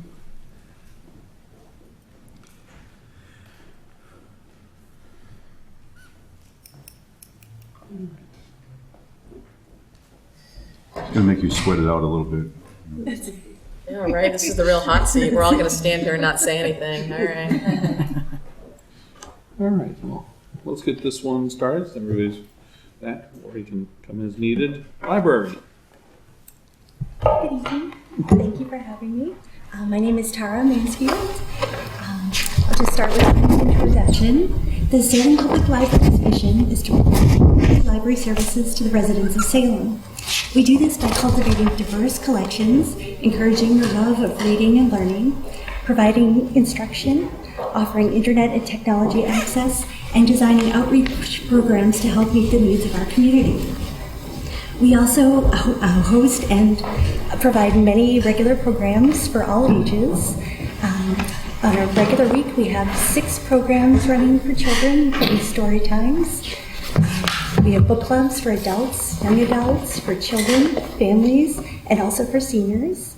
We run monthly technology sessions, and then we host many special events such as a wonderful chess club, author visits, and a kindergarten social. Some of our recent accomplishments are that we have increased some of our programming, especially for children and young adults. We've added a baby sign language program. We've added drumming and rhythm program, Legos, and also a singing club for teens. We also continued our focus on outreach to increase accessibility. We have a pop-up library every other Friday at the Council on Aging. We do a pop-up at the Point and bring our Spanish language materials there to circulate and register people for cards. And we also try to go to community events. We've also increased our digital offerings to include databases, tutorials, and a special service just for Spanish language ebooks. And looking forward, we're adding more evening and weekend programs for working families. We'll be adding some digital entertainment options, and we're also working towards creating more partnerships for outreach.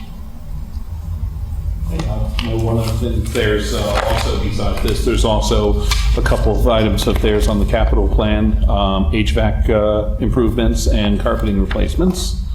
So, Mayor, if you want to address any of that, or? We are aware of the fact that the building has some serious needs in terms of HVAC, both on the heat and the air conditioning side. I don't know that we've got a full plan. I need to catch up with Michael Trzewski, who we've been tapping into to assess how best to address it. It's not something that is, it's not something that's inexpensive, and it's certainly something that, given the age of the building, is something we need to address. I think the last time the library there was a major renovation. By major, I mean the current facility, the growth and the addition was when Tony Salva was mayor. We have worked diligently over the last several years on new roofs, building envelope, waterproofing, sort of taking care of the exterior. But the interior, as both a patron and someone who loves the library, it really could use some attention. It's dated, the carpets, some of the furnishings, and we'd love to figure out how best to tackle that. Do we do it collectively? Do we phase it? And obviously all of that ties into things like HVAC.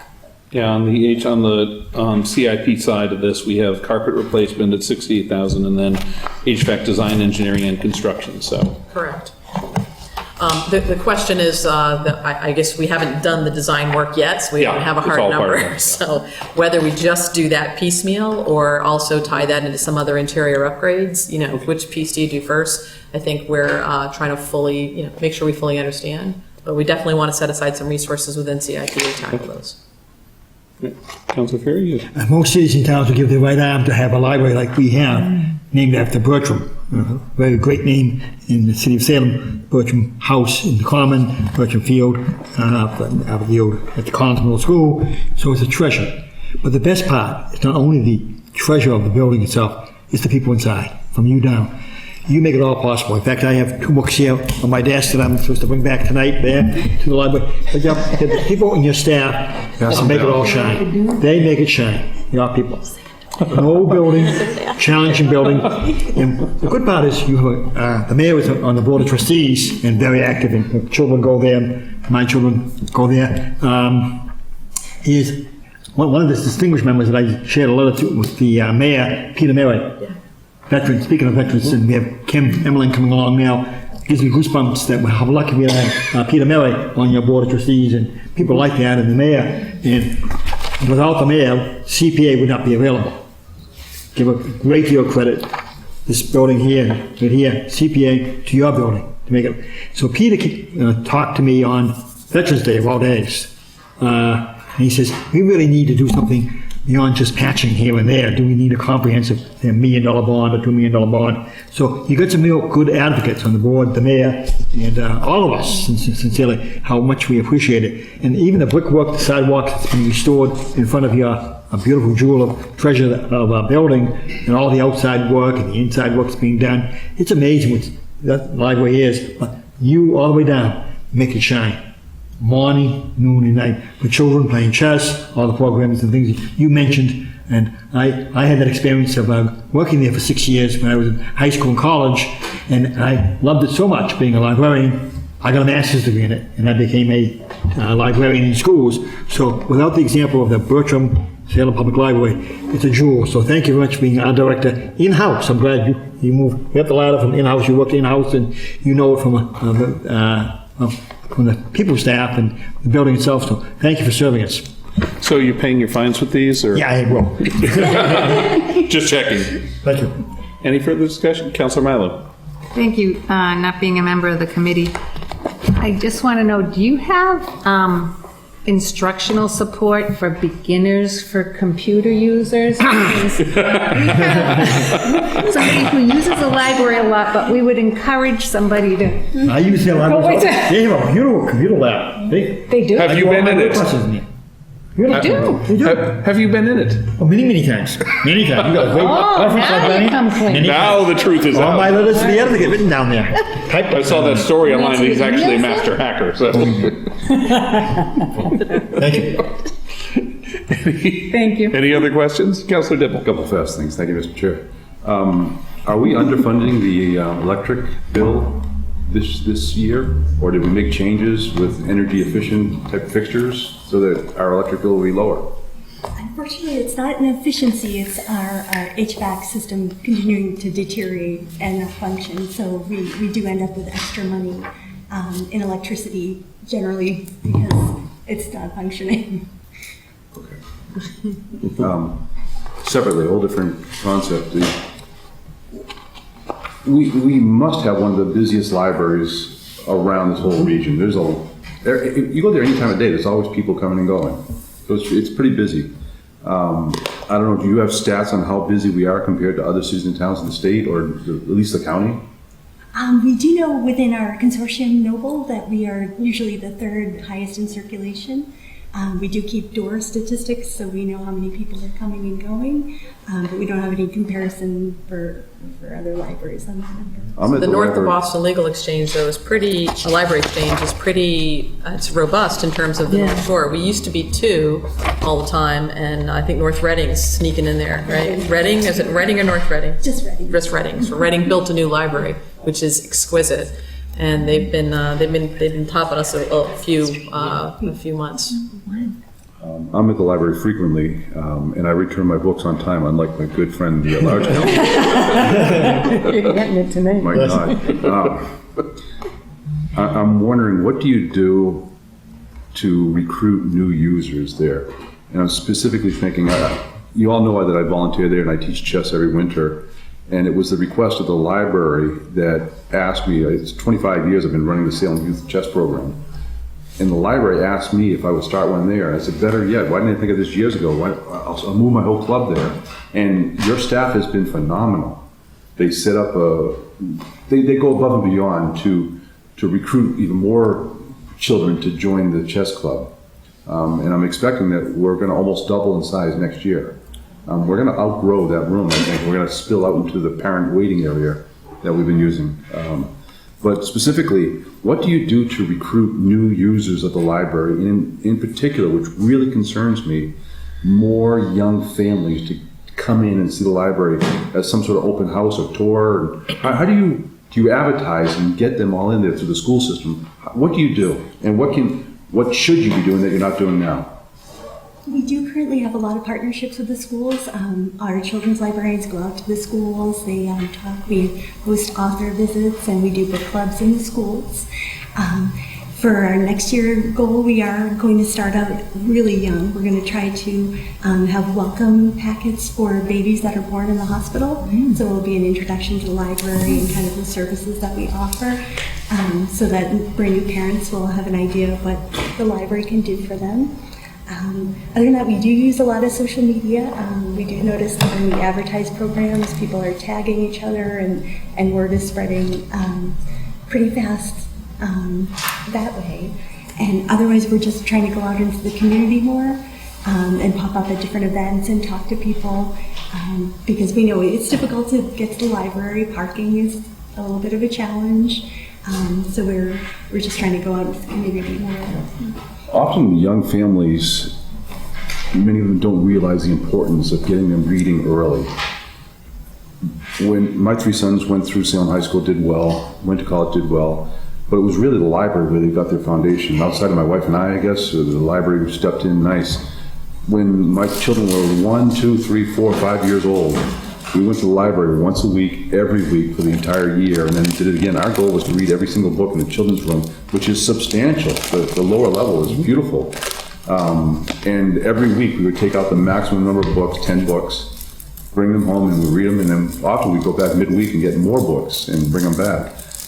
We really need to do a better job. And I'm not criticizing you at all because I love the library. But as a city, we need to do a better job of getting more young families into our public library on Essex Street, into the children's room, and have them start reading earlier, have the parents reading to the kids earlier. I'm not sure, I'm not in this field, I'm not sure, but somehow we need to really reach out and through the school system and have more open houses and have them come down for a tour and to learn, because the importance of reading earlier is tremendous if we want to improve their education, improve their scores at schools. And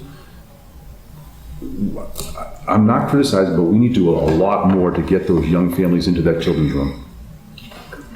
And this summer we're going to try for the first time, we've always had the philosophy of reading for the love of reading rather than an incentive program.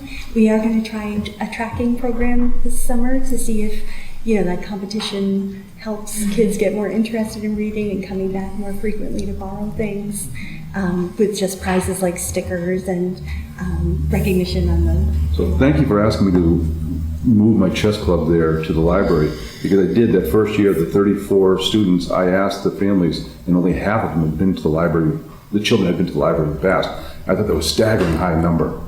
And I know there's hundreds more families that have never been to the children's room that really should be there. So let's do more programs like the chess club on Tuesday to get more kids in there. I don't know. Mary, you can help me out with this. Maybe through the school department we can get more notices through the school department to come and have an open house tour of the children's room and get our children and young families into your building, and they will return over and over and over again once we get them there the first time. Any other, Councilor Peterson? Yes, thank you, Mr. Chair. So I'm a parent of a young child, and we've really enjoyed the children's room in the library over the years. I also sit on the board of a university that has a very strong library program, and we talk there about the evolution of libraries in communities and the evolution of the purpose of them. And one thing that I found really interesting recently was talking about the purpose of sort of looking ahead and thinking about the purpose of combining social work into library work, and in the sense that so many times people are using libraries and it's their only touch point in the community at all. And so I'm just curious if that's come up in any of your like, as you're building out the plans for the library and programming and that kind of thing? Can you say that again? I'm sorry. Sure. So, so we talk about how in the evolution of the purpose of a library in communities, because on the one hand, people talk about how the traditional just going and checking out a book is not the end of the story when it comes to a library, but that for a lot of people, that being at the library is the only touch point that they have. Social isolationism and that kind of thing, and so. Using social work, within a library is important. We're sort of putting on a social work kind of hat in serving the community through the library. So I was just curious to what extent, if at all, you're thinking in that direction. Honestly, we have thought about it a lot. We do have a core homeless population that comes to the library every day.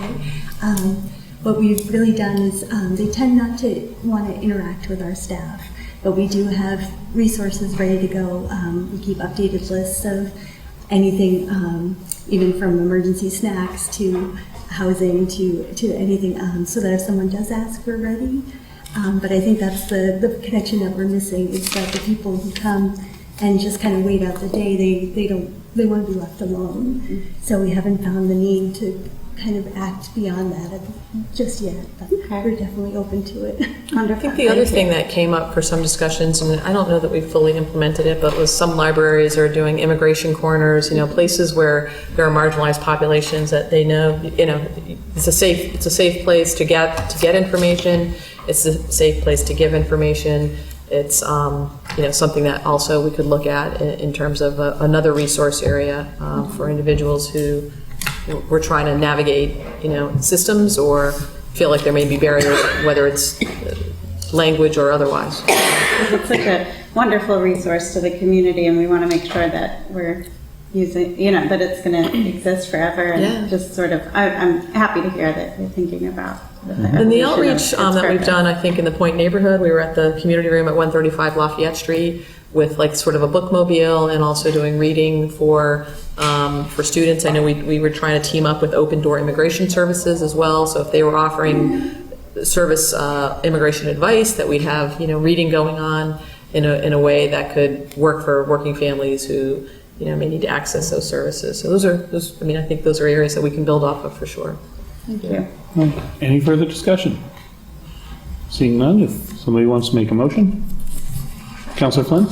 Make a motion that we accept the library personnel and expenses, so $1,338,784.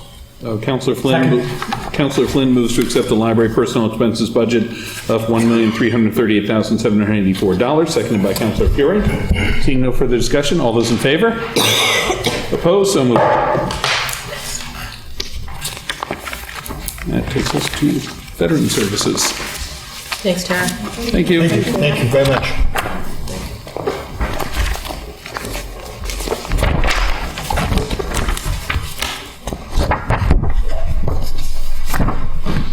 Great. All right. Tim, how are we doing this year? Great. Good evening, everyone.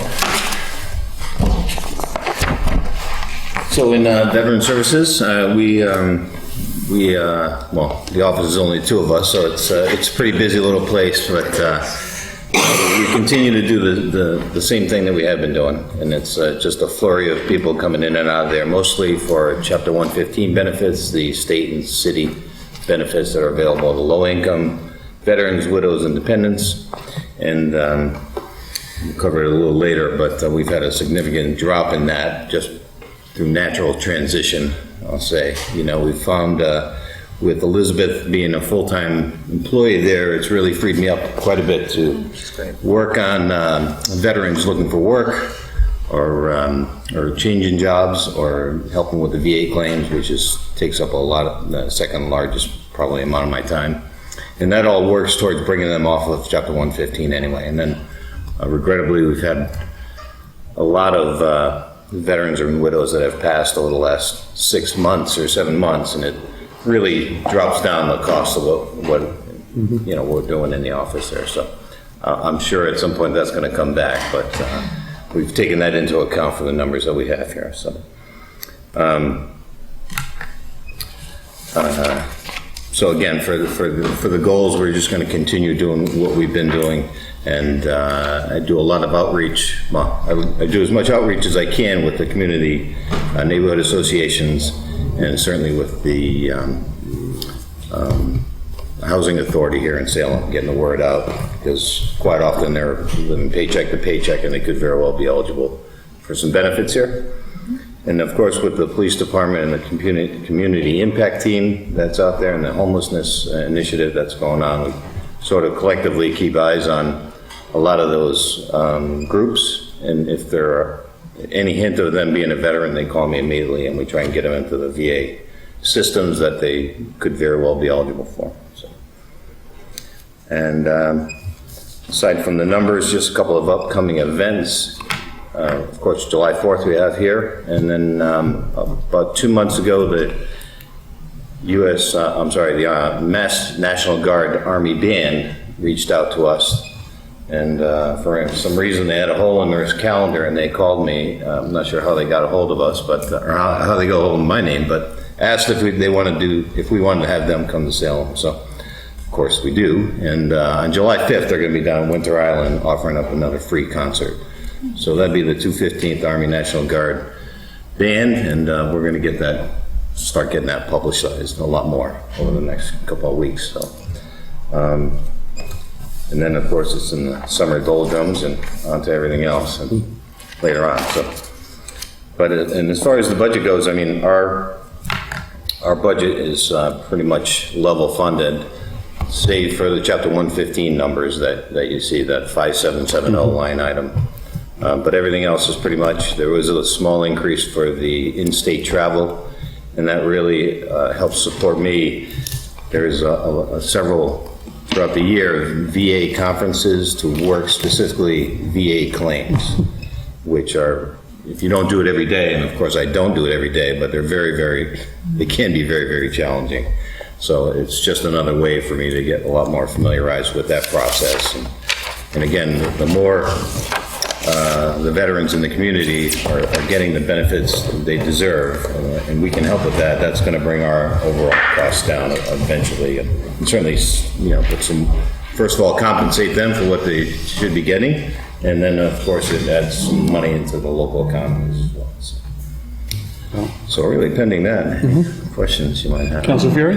A very distinguished city councilor that served in this council chambers, Mike Rowan, served distinguished service here for years in the city council chamber, went on to become a state rep. And every day he would say, every day should be Veterans Day. And we can see it through you, sincerely, Kim. Every day is Veterans Day. And not necessarily Memorial Day or Veterans Day itself, but you make it all possible. I work with an employee at the PBS Museum, and he tells you how lucky we are to have you, because he served 4 years in Iraq like yourself, came back, and he asked for dental services. Where do I go for dental services? Where do I go for housing? Where do I go for maybe some social and family situation? And you just are right there with coming back. Well, thank you for that. Thank you for that comment, and thank you for linking in Congressman Ruane, because I certainly feel that way, and in the city and the community has really offered me a great opportunity to be that focal point for veterans and widows for all sorts of benefits. And I get all kinds of, any kind of military question that comes in there, a veteran question or a Department of Defense question, it all comes in. It's pretty busy. So. Today, remarkably, is D-Day. D-Day. D-Day. D-Day. It's also the anniversary of Senator Robert Kennedy passing away, running for election. He was a veteran too, and the Kennedy family. So whatever we can do for veterans, I think we all speak, we're very lucky to have Councilor Flynn with his background in the military. So without good people like yourself making Veterans Day every day. You're in a very challenging building now, and in September you'll be in a new facility, well deserved for the veterans in the Community Life Center there. So keep up good, great work. We're very lucky to have you, Kim. Thank you. Any further questions or discussion? Seeing none, Councilor Flynn? Yes, I'd like to make a motion that we accept the Veterans Services Personnel and Expense, $564,020. Counselor Flynn moves that we accept the Veteran Services Personnel and Expenses budget of $564,020. Seconded by Counselor Peterson. Should we do it? Seeing no further discussion, all those in favor? All those opposed, so moved. I'll also note, just for the record, Counselor Dibble had a hard stop for something he had to be at 8 o'clock, so he had to go. He'll be back with us tomorrow. That takes care of that. Thank you, Kim. Thank you very much. Thank you very much. Thanks, Kim. Now we have a lot of time with Dave. Those are easy. Well, he just got a lot of items on here, so.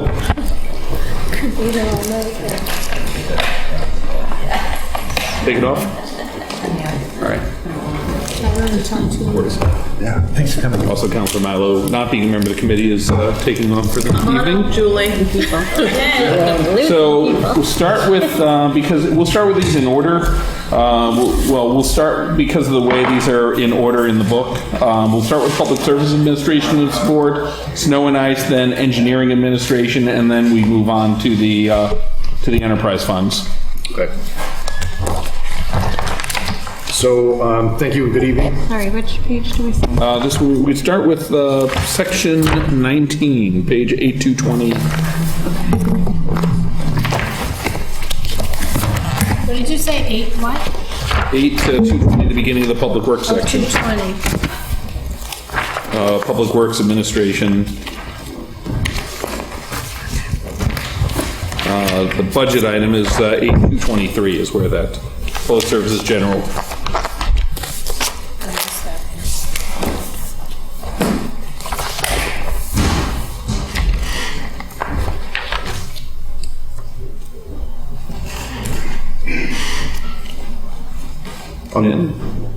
Dave, you're up. We start, okay.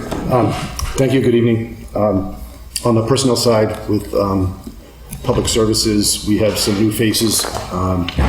Down at DPW, we've got 3 new truck drivers, and we have a laborer that's going to be starting fairly soon. Those are not new positions, they're just new employees, replacing some recent retirees and a person who had left the city for another job. You will see a line for a data analyst. That is a new position at DPS, and that person's prime function will be basically analyzing how we do things down at DPW, really digging into the C-Click Fix program that we have, also the City Stat program that we're doing, and start to get into some of the budget issues that we have.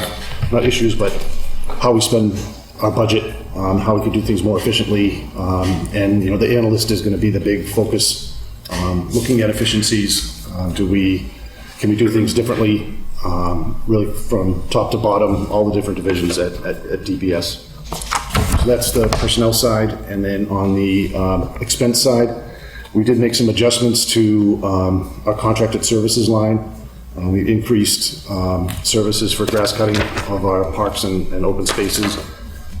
We increased some of our downtown maintenance costs for contracted services to do that, clean the downtown area, power washing sidewalks, things like that. We started that last year. I think it was a good program, and we want to continue with that. Also, we have a line in contracted services for ROCA, which is a program out of it's either Lynn or Chelsea. But it's youths, young people that are kind of in the criminal system, and they come as a team. We get a team of 6 kids with a supervisor, which is good. So they come with their own transportation. We used them last year quite a bit, and we look to expand that. Part of the job training and job placement tool program. It's great because they come with their own supervisor. We deal with the supervisor, then he takes the kids out and does whatever tasks we have, anything from cutting grass, picking up trash, to clearing areas and things like that. So they've been very helpful. We also use them in the wintertime for snow removal, for clearing sidewalks and crosswalks. So we want to expand that program. And then we made some adjustments to our tree budget for plantings and removals and stump removals, things like that. We've increased that. We planted 200 trees last fall, and we're planting a good amount, I think close to 80 this spring. So we want to continue that, so we've increased the budget to reflect that. So those are really the kind of the big picture changes that I think you'll see as you go through the different lines of the budget. I'll say this before we kind of get into other questions, that, we've had the Public Works program here has been generally pretty good, responsive, but one of the smartest things I think we've done in recent years was centralizing that under you and centralizing both public services and engineering. We still have our things that occasionally go haywire because anytime you have these kind of projects and public works and engineering related stuff, there's always so many opportunities for issues to pop up. But overall, the responsiveness, the addressing of issues that has come up, the coordination, and just the sheer volume of work done between sidewalks and pothole responsiveness and tree planting and maintenance, all these things has improved enormously over the last year or so. Also, whoever's idea it was to hire Sean McRae deserves like a serious pat on the back because he's just been a dynamo on the tree side. So I think that's really helped us a lot. We promoted Ray Jordan out of the union as well about a year ago, and he's performed and functioned at a very high level. That's also in the budget great job. Give him a promotion to make him become the operations manager down at 5 Jefferson, so he'll be kind of in charge of all the different divisions that are going on in a day-to-day perspective, as well as still being involved in the bigger events that we have, the haunted happenings, snow and ice. He manages those events. So we want to recognize him. He's done a great job, and very visible. He's out there, works really hard. So we're going to promote him to the operations manager. That means we need to backfill, and that was a late amendment, I believe, that the mayor just sent in, or will be sending in. It's in. So we want to backfill his position in Park and Rec. It'll go on our agenda for next week, and then we'll have to process it accordingly. Okay.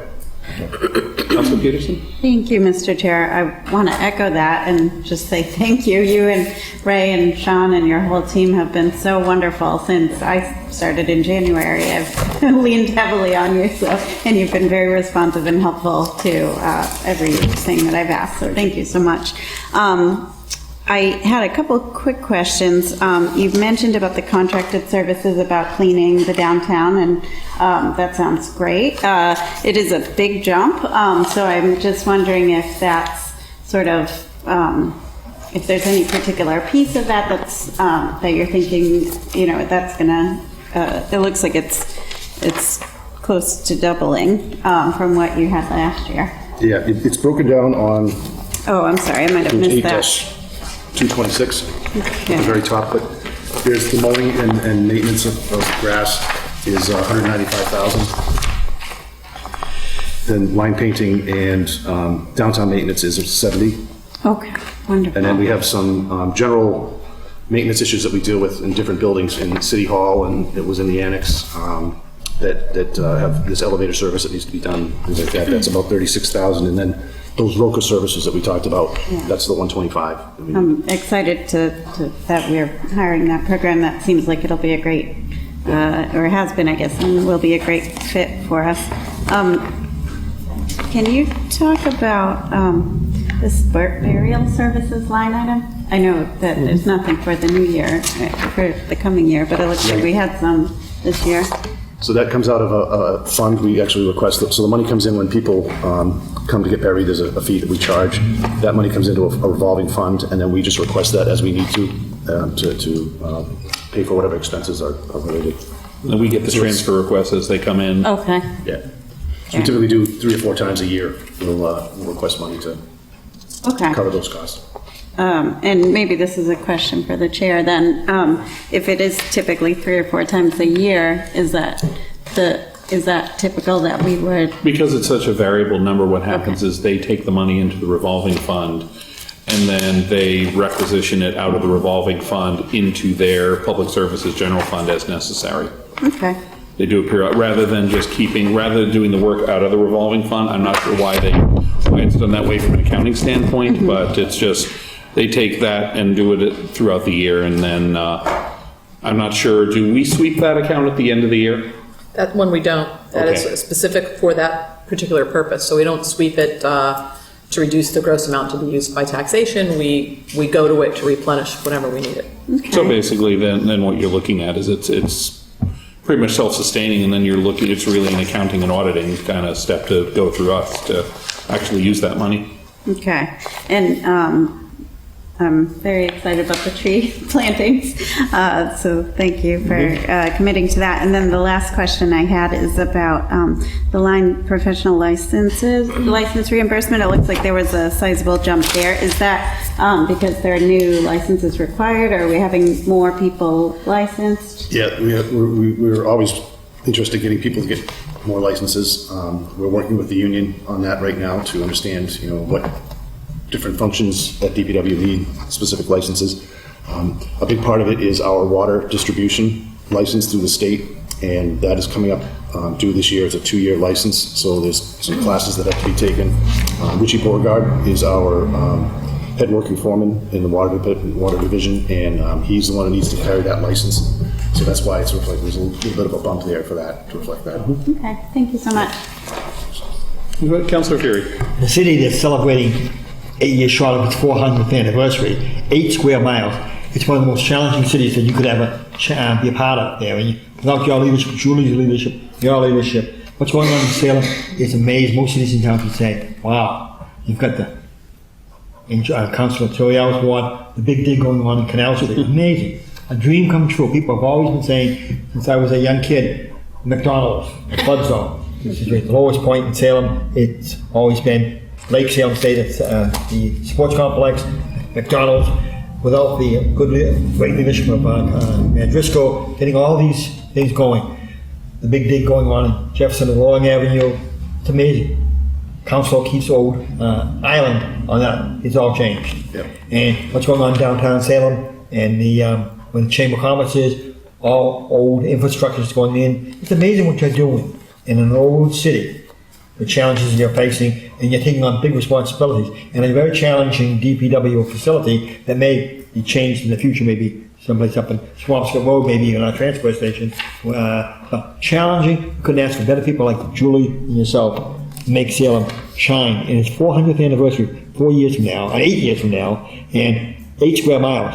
In fact, I went to a meeting last night at the 105 Congress Street about Palmer Cove, and you don't realize it flooded over 3 times. They show pictures of it. Flooded over, and sea walls, went to Island. You've got so many challenges, so many things going on at one time. Thank you very much to both of you. We're very, very lucky to have you. I appreciate the kind words. Yes, sir. It is a reflection of the people that I work with, Julie, Ray, Joden, Sean, McRae, and really the rank and file. Everyone in engineering, on the engineering side, everybody at DPW really does a good job. I think they take pride in the work that they do. There's always things we can do better, and we strive to do that, but it's a credit to them as well. Thank you very much. Mm-hmm. Councilor Flynn. Through the chair, I'd like to echo what they said. I've leaned on you a lot since I've only been there a few months, but I can imagine with 10 other councils are probably doing the same thing, so I appreciate your hard work. Your crew is the ones that keep the city running, basically. Without you, it'd be in chaos. So thank you and your crew for what you do. Thanks. I can't thank you enough. Thank you. Any other questions?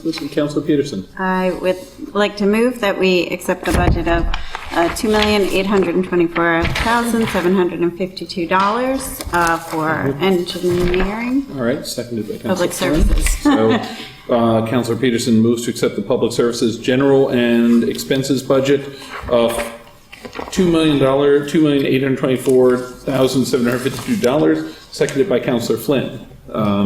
Seeing no further discussion on this one, all those in favor? Opposed? So moved. And that takes us to section 20, Engineering General Administration. Actually, sorry, my mistake. I missed the snow and ice page. If only we could see. Yeah, if only. No, good. That was just a psychic thing. Well, I can always already preview this one. We just finished paying for 2015. Just in time for the next one. Well, this one wasn't that. They keep coming faster and faster. Mm-hmm. There's really no change in the budget. This is something that I think you know that we typically do spend more than we get budgeted but, we try and control the costs as much as possible. But, we have to respond to keep the streets open and safe during storms. And as we go over, we go over, but I think there's a mechanism to pay for that in the future as it also occurs. What I'll do is I'll ask this one. The mayor has explained this many more times to people than I have, so I'll let her just quickly explain how the snow and ice account works and the accounting mechanisms behind it. Snow and ice is the only budget allowed under state law that you can run into a deficit, recognizing that you really can't fully predict what's going to happen in winter. Once you do increase your snow and ice budget, the state requires that you keep that budget at that amount and you lose any flexibility to reduce it. So we've left it at a number that we know is a little light, and recognize that we're going to have to hit reserves if we need to address snow and ice deficits as they arise. But rather than putting in a number that's higher and then having to be stuck with it forever because DOR doesn't give you the flexibility to bring it back down, that's why we save money. We set aside dollars in our rainy day accounts to help address snow and ice needs and leave a little bit of flexibility within the budget to keep it at a number that's lower. So, any questions? It's an annual game on this one, trying to figure it out. And how much was it we spent in 2015? Just to terrorize these I've people? wiped it from my memory bank. Well, we have finally paid for that. Yeah, It's all done now. It was substantial. It was like 6 years worth of what we normally budget. It was around $5 or $6 So, million. that's an extreme year. So we haven't, thankfully had too many of those. That was the year and the again, National Guard was hauling off snow. We are, try to be cognizant of the need to sock away money for those rainy, or in this case, snowy days. And, those reserves are meant when you have, in like a 2015 year for sure. But overall, I wish it was as low as the budget is. We know it's probably going to be a little bit higher. And we are able to, it doesn't impact operations at all. And then we account for it at the end. And understand we're probably going to have some reconciling of that budget at the end of each fiscal year. So, any questions on the snow and ice budget? Seeing none, Councilor Peterson? I move that we accept the snow and ice budget for personnel and expenses of $935. Councilor Peterson moves to accept the snow and ice personnel and expenses budget of $458,935, seconded by Councilor Flynn. Seeing no further discussion, all those in favor? Opposed? So moved. Now on to engineering general administration.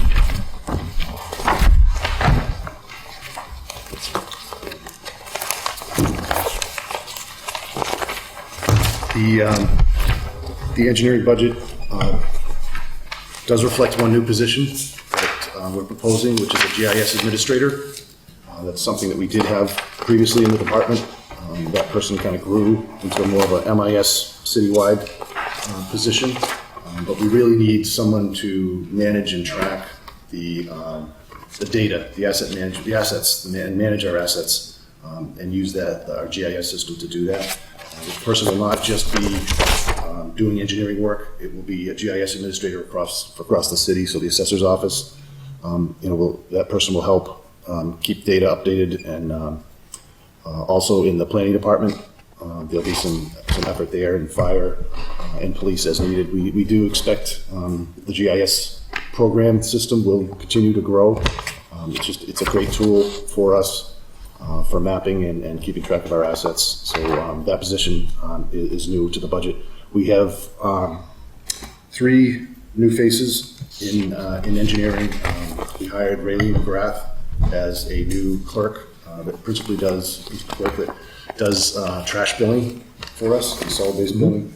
We also hired a new waste reduction coordinator, which is Michaela Ueli, and she's working out really well, doing a good job working with Julie. She's that person that goes out in the field, looks and sees what people are doing as far as trends with compliance with all of our regulations regarding trash and recycling, makes contact with people, and tries to improve our overall compliance with all the state regulations related to trash. And finally, we have a new assistant city engineer, Deb Duhamel, started last week, and she's going to be, I'm sure you'll see her at some point in time in the very near future, but she's a very capable engineer, and She's fitting really well into the department. So She replaced Chuck, right? she replaced Chuck. She's right. the new Chuck. The new Chuck. We call her new Chuck. Yeah. And all of those positions, actually, those are not, just to be clear, they're not new position, they're just new right. faces. Yeah. They existed in prior budgets, they're just, filling in for folks who've left for one reason or another. And super excited about the opportunity to have a fully staffed office, but also to have a GIS position filled. As Dave mentioned, it is a cross-sector it happens to sit in engineering, but it provides a lot of services across sector. And one of the things we're even hopeful of is providing more access online. If you go on our mapping tools now, you'll see layers for where we paved, where various public investments have been made. This will give us even a greater opportunity to really use those layers, provide information to the public, where things are taking place, when they took place, what those amounts are. If you think about all the capital work that we put into our budgets, wouldn't it be great to have a map that identifies what there are, put a link up, and allows you to get a thumbnail sketch on that. So those are there's a myriad of activities. Whoever this new person is, they're going to be slammed from day one, because I think Ollie was our Ollie started out here doing GIS for years and years and years, and then got sucked slowly. And it was great when we had him here completely full time doing that, and now he's doing more of the IT work, which is also necessary and doesn't enable him to spend enough time or have the time to do the maps. So this, for us, is a really useful tool. You're also finding that more and more of the grants that we're applying for, they want data. They want to know, where things are happening, and it really does make a big difference if you can show this visually on a map and use this information. So it is a new position. It's one that we used to have, but it's definitely one that I think is worthwhile, for sure. And if we don't have this, particularly in assessors are required to update the assessors maps. And in the past, we've had to contract that service out. And so the reason we hired a GIS person to begin with several years ago was, rather than contract out that work, we could have somebody on staff who could do it and also do more than just that. So we don't have a choice in the assessor's office, and I'd rather not contract that out and use these resources to make sure we have additional services beyond just the mapping of the assessor's office needs. Okay, any questions? Councilor Peterson. Thank you, Mr. Chair. I had the pleasure just yesterday, I think, of meeting with Julie and Michaela, and actually Deb as well. So, and I was very impressed by both new hires. So excited that they've joined the city. They're both great. Mayor, you almost answered my question. I think in terms of whether, I was wondering whether the map is currently behind or on paving. No, just the GIS. Sort of, is it right now? So, sort of, how are we updating it? Is it being contracted? And I'm tying that into this line item, contracted services, that has 20,000 new added to it. And so, just if you can clarify. Yeah. Do you want to talk about what we currently do? I mean, there's some updated layers on there in terms of creating new layers. I think that we'd have to really have somebody on staff to do that, or contract some of that out. Some of the engineering work we do, we were able to get that information. The systems exist, the licenses are here. I think with a full-time person, we actually could maximize it further. There's the newer planners certainly have experience in this area. I know Russell from Mass in Motion has experience in this area, but you really need somebody to kind of own the data, and that's what this individual would do. Right. Is there anything else you want to add to that in terms of currently what we're doing? A lot of the consultants that we're using now are gathering the data in the GIS, and they're kind of keeping the database of that information. We need to get that into our database, so that's going to be a big part of the project, is kind of standardizing the data that gets collected, make sure it gets into our system, so it's usable for everybody. You think about the big water project that's going on. We'd love to be able to make, it's like as-built plans, right? You want those in your, in your data house. Right. And we certainly do have engineer firms that can provide that, but you still need somebody to source it and, keep the record, so to speak, of it universally within our community. So. The 20,000 that you referenced is for sustainability program support, which is really a Jenna issue. So one of the things that we're hoping to do is, have a little bit more attention paid to all the climate change work that's necessary. We talked about this in the budget retreat, that right now those projects are spread out throughout a little bit of engineering, a little bit of Jenna, a little bit of planning, a little bit of Conservation Commission, and really it needs a quarterback. So we're hoping to create an internal climate change division. Certainly Jenna's got a lot of experience in that area, but we also know we need some additional help when it comes to tracking this information, providing the data and the statistics to back up some of the plans. We've done a lot of planning in terms of identifying climate change assessment and identified vulnerable areas. Now we need to get into the acting part of implementing some of those efforts. But in order to set those priorities, we really feel like we want to get a better handle on where to make those investments. We don't have unlimited dollars. We know how costly it is. And this is our hope, is that by having some additional analysis, it can help drive some of those decisions. And we're going to need some help to do that. The existing staff is so busy, whether it's interns, and there are a lot of interns, or leveraging some assets from some of the grants that we know are coming up. We want to be able to really put a larger footprint around climate change efforts and not have it just come up between departments, but have it be much more of a coordinated strategic initiative. And I should also say CERC. We've got a great team of volunteers on the Sustainability and Energy Resiliency Committee who are also chomping at the bit. And we've saved a lot of money over the last several years between a lot of the initiatives under our Green Communities Act, all of the electricity savings we've got, photovoltaics in our schools. I mean, we're making a lot of headway with respect to some of the lower hanging fruit that's resulting in savings, and we want to reinvest some of that into that next level of activities that are necessary. That's the hope. Thank you. Yep. Any further questions on the engineering administration? If there aren't any, I'll see a motion. Councilor Flynn? Motion to accept the engineering personnel and expenses for $184,061. Councilor Flynn moves to accept the engineering administration personnel and expenses budget of $184,061, seconded by Councilor Peterson. Seeing no further discussion, all those in favor? Opposed? So moved. Now we move on to the gory stuff, all the enterprise funds. That would be section 27 first, is sewer enterprise. And that, for benefit of everybody, is page 8324. Personnel and expenses is the first, and then we have the debt and other categories within this. So.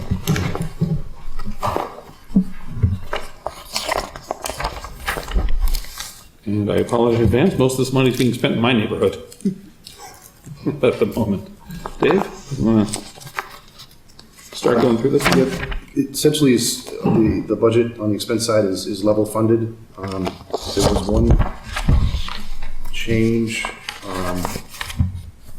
I increased the utility service repair and maintenance cost, which is buying the materials, whether it's fire hydrants or copper services for copper pipe for water services, things like that. That went from 10 up to 12, but essentially it stayed the same.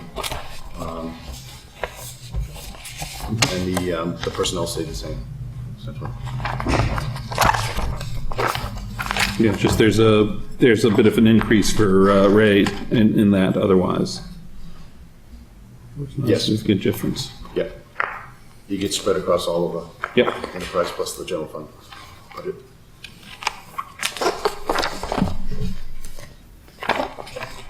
Any questions from committee members on this part?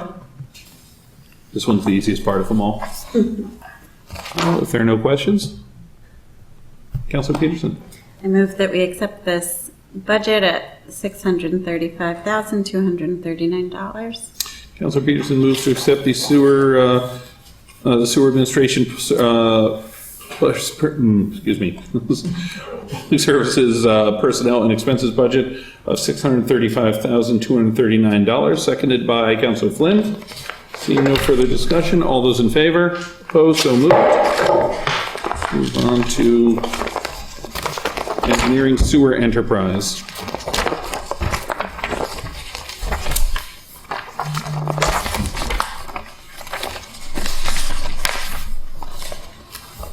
And this is the one of the areas in water sewer where we have the big jump. Right, and that's reflected in the sewer system improvement program. Typically, we had $25,000 there. but we have to comply with EPA's municipal stormwater sewer permit. And so it's a federal regulation. Previously, we funded it out of CIP, but I think it's one of the initiatives that we're trying to do is to capture normal operating costs into our budget. So that change is reflected here. So it's up to $225,000 to do that. There are outfall sampling that we have to do, both in wet weather and dry weather. Based on that sampling, if we find bacteria, anything that shouldn't be in the stormwater, then we have to go up into that little mini system. Sometimes it's not a mini system, it's a big area, and identify where the illicit connections are. Once we identify them, we have to remove them from the system, which means we construct. We have to dig and make repairs to pipes. So it's a big effort. Anytime you dig in a city street like Salem, you encounter all kinds of different utilities, groundwater conditions, soil conditions. Traffic management is always a challenge. So that's why this number is so high. So we're moving that out of CIP into our operating budget. And this will help us comply with this. It's something we have to do every year. We report to EPA and DEP about all of our efforts. We were actually audited about 6 years ago. Good times. EPA came down and went through all of our files and deemed that we were doing the right thing, but it's not something that we can ignore. It's something that we have to do. We've done a couple of presentations on it at neighborhood groups, and I think people really understand what it is. You've seen those too, Julie. When you see what we take out of these systems, it does really make you think a little bit more directly about things that are flowing into the drain, things that you're flushing where they end up. And for an older city, I mean, honestly, as much as we struggle with water breaks at times and things like that, the system investments that we're making really do matter. This is part of an EPA consent decree, obviously, correct some of these drainage and sewer areas where they're combined, and it's important.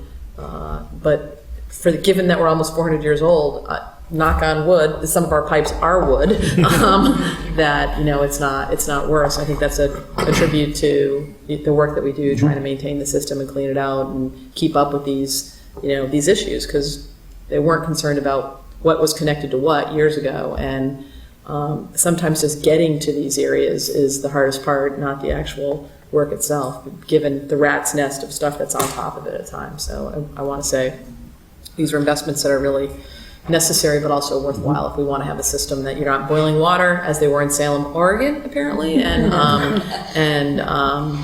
dealing with sewer backups on a regular basis. I will use this opportunity, since we were discussing, the cost of the system, to quote the gentleman who sat in this seat previously to Councilor Fury, with the annual reminder that there's a lot of things you can do to conserve water usage, and the one that the late Councilor O'Keefe always used to say was, I'll put a brick in your toilet, which we don't recommend, actually. Put a plastic brick in your toilet. Not really. Yeah, an actual brick is probably not a great idea, Right. but you can turn a toilet into a low-flow toilet by putting something in it to reduce the amount of water that goes in, or replacing some of your appliances with lower flow appliances, and puts less water into the system, takes less water out of the system. All good ways to conserve. Yep. We have talked about trying to think about subsidizing a water conservation effort, whether it's low flow toilets, and it's probably something we should revisit and try and frame up for this year. A means to also cut down on water usage out of the Ipswich Watershed Association, which we're a part of, where ultimately our water comes from, and as a means to help address residents who are concerned about the cost of water. And as you know, we're going to have an increase in the water and sewer rates this year. We didn't have one last year. Some of that's to account for the upgrades that we're making in the system and the maintenance of a system of our age. So we can certainly revisit that. We had some earlier initial discussions about how we might subsidize low cost toilets or low flow toilets. They're not low cost, but they're low flow in a way that could both help on conservation and cost for residents. So worthwhile. Mm-hmm. So, any questions on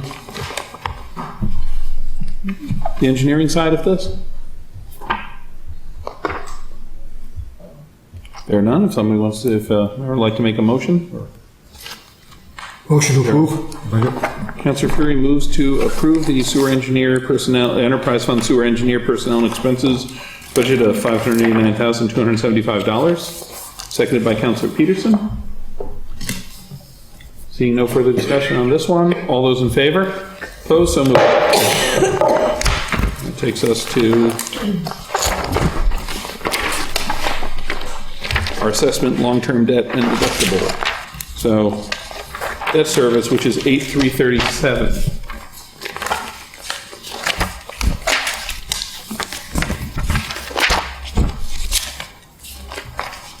What page are you on, Counselor? Just so I... 8337. Oh, yeah, okay. You just said that, yeah. 8337, I got it now. Sewer debt service. I mean, most of this is pretty straightforward. These are projects that, for us on the sewer side of the house, relate to ongoing projects that are underway. If you look at the listing, it'll say the CIP from the year it was put in place. Obviously, we've got Canal Street in there as well.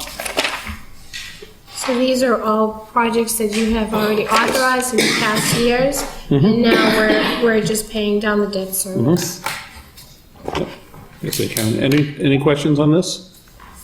Seeing none. Councilor Flynn? Motion to accept the Counselor- sewer debt service of $1,439,795. Councilor Flynn moves to accept the sewer debt service of $1,439,795, seconded by Councilor Peterson. Seeing no further discussion, all those in favor? Opposed? So moved. Sewer short-term debt interest expense, that's just one item, and it's level. Notice we haven't spent very much of it this year, even though we keep the budget about the same. So basically, this is just administrative costs for the bonds and the bans that we just voted on. Given that this is within the enterprise fund, does this money just remain in the enterprise fund if it's not used? Yes. Okay. Just wanted to be clear on that. Yes, no. You have Anything it? that's in the enterprise fund would Yes. stay in there and then drop to free cash if we don't use it, just like we do on the general fund side. Any questions? Or really retained earnings. Yeah. There are no questions? Councilor Peterson?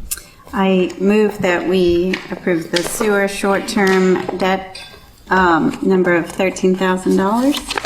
Councilor Peterson moves to approve the sewer short-term debt interest expense, interest and expenses of $13,000, seconded by Councilor Flynn. Seeing no further discussion, all those in favor? Opposed? So moved. And now sewer assessments, yes, big number. It'd be nice if they offset that someday with more payment for that lovely real estate that they're not paying much for. I mean, we talked about this during the budget retreat. We really feel like the pilot payment that we received from the South Essex Sewerage District of $500,000 in no way relates at all to the value of that property or the impact it has on our community and other properties on top of the land that the secondary treatment plant was built on. They also acquired the properties across the street due to constant nuisance odors, which thankfully have gotten much better, but it took those properties offline as well. We're not collecting enough revenues. It's built into the legislation. I would really love, I think many of you know, I've attempted to make this happen several times with our local leaders who also serve on these boards. Every community from Salem, Beverly, Peabody, Danvers, and Marblehead is represented on the SESD board. And then there's one gubernatorial appointment, I believe, as well. Yes, the chair. And so we would need the board to support this or legislation adopted without their support. Legislation has been filed by Representative Tucker, but we haven't really been able to move it. And it does seem like a slight. This is not on the Gold Coast of Beverly. It's not on Marblehead Neck. It's here in Salem and has been for several years and has an impact. So while it's a necessary service that we all have to have, all these pipes also wind their way into our community. There are nuisances associated with it, and a $500,000 payment nowhere near makes up for that. And there's no escalation clause built into the current legislation, and there's no willingness on the part of the present board to really take this up. I think this is something that maybe perhaps collectively as city councilors we could advocate for directly, both with our legislators and with our surrounding communities. We're not looking to get anybody in the poorhouse, put any of these other communities in the poorhouse at our gain. I think we're trying to be professional and have a business-like approach to some escalation needs to be built into this to reflect the fact that it has an impact in our community, and $500,000, a one-time payment that was set 20 years ago. I think Mayor Harrington was mayor when the pilot was set. I mean, property values have escalated, including South Essex Swords districts.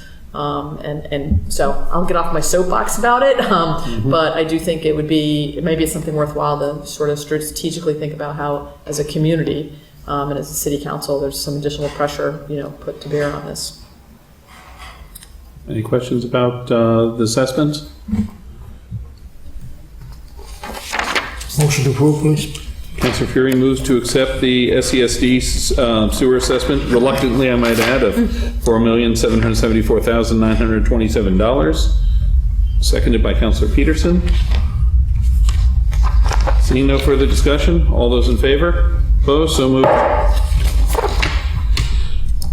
And the last in sewer enterprise is the insurance deductibles. This is a flat amount that we have in here every year. If you want to bother explaining this quickly, just...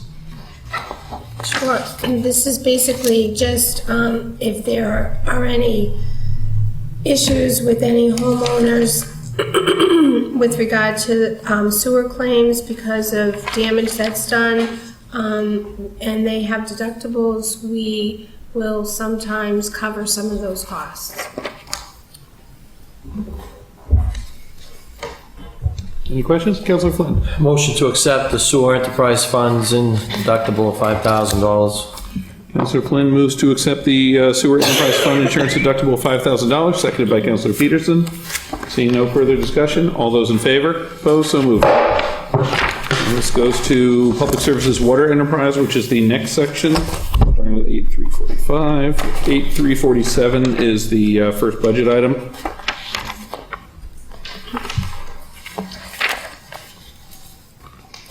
This budget stayed relatively the same, except we did increase the overtime request for responding to water main breaks. It's a variable issue. Depends on how many breaks we have, the type of break, the size of the pipe.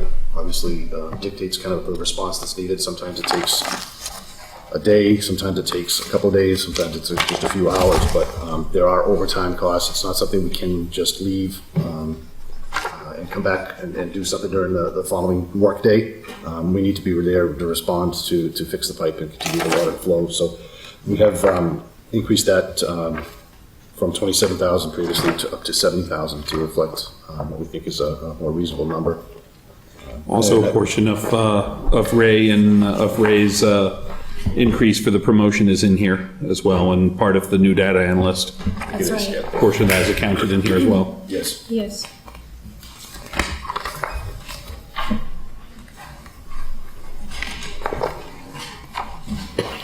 Any questions about the Enterprise Fund Water Public Services personnel expenses? Motion to approve then. Councilor Fury moves to approve the Enterprise Fund Water Public Services personnel and expenses budget of $701,739, seconded by Councilor Flynn. Seeing no further discussion, all those in favor? Opposed? So moved. Ooh, that was a little harsher than, I'm sorry. Wasn't making statements.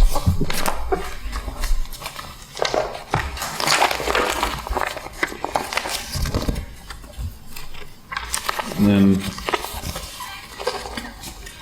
next we have the engineering portion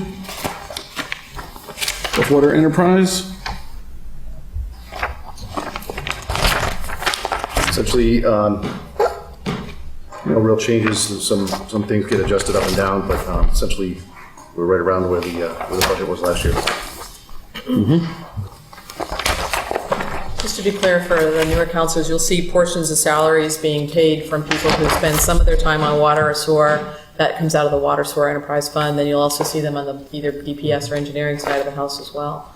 And then we have that addition within the main departmental budget where you see the entire person's salary and where it comes from broken down. This is a universal tally, but if you happen to see names 3 times, it's just reflecting of how their job may be apportioned in different departments.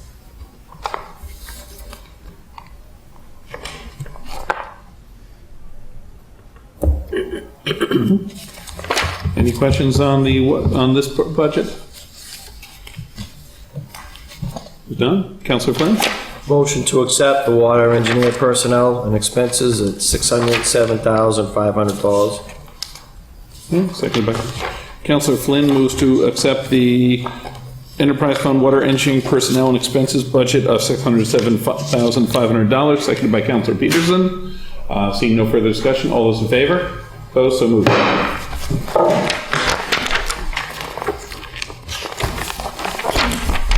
So the next section is the water debt service, Long-term debt.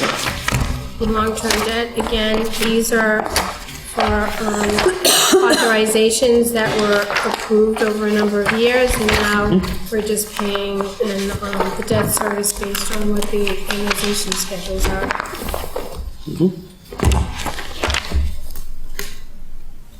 Any question in the committee? Seeing none?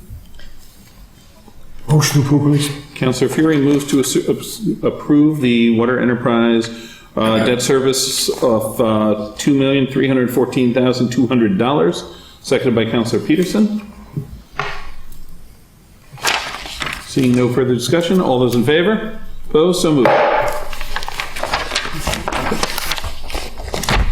That takes us to water short-term debt interest expenses. So this is basically the expense associated with the bonds and bans that you just approved, and their annual fees associated with those. It is like the other one, if we have lower, they just sweep back in to. That's right. Councilor Flynn? Motion to approve water short-term debt expense at $33,000. Councilor Flynn moves to accept water short-term debt expenses of $33,000, seconded by Councilor Peterson. Seeing no further discussion, all those in favor? Opposed? So moved. And now the water assessment on 8366. So again, this is the same, but it's the water assessment versus the sewer assessment. We get both assessments each year.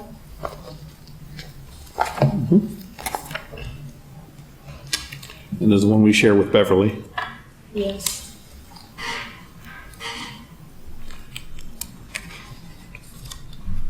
Councilor Peterson? I move that we approve the water assessment budget at $2,488,711. Councilor Peterson moves to accept the water assessment of $2,488,711, seconded by Councilor Flynn. Seeing no further discussion, all those in favor? Opposed? So moved. And on to the Water Enterprise Fund insurance deductible. So this is similar to the sewer enterprise, except on the water side. Again, if there are any claims, this money is used to cover those claims. And it's pretty much level funded each year, $2,500. And it's half of the sewer fund, and it's also half of the sewer assessment. That's right. Figure. Any questions? Councilor Flynn? Motion to accept water enterprise fund insurance deductible of $2,500. Councilor Flynn moves to accept the Water Enterprise Fund insurance deductible of $2,500, seconded by Councilor Peterson. Seeing no further discussion, all those in favor? Opposed? So moved. That takes us on to engineering trash enterprise.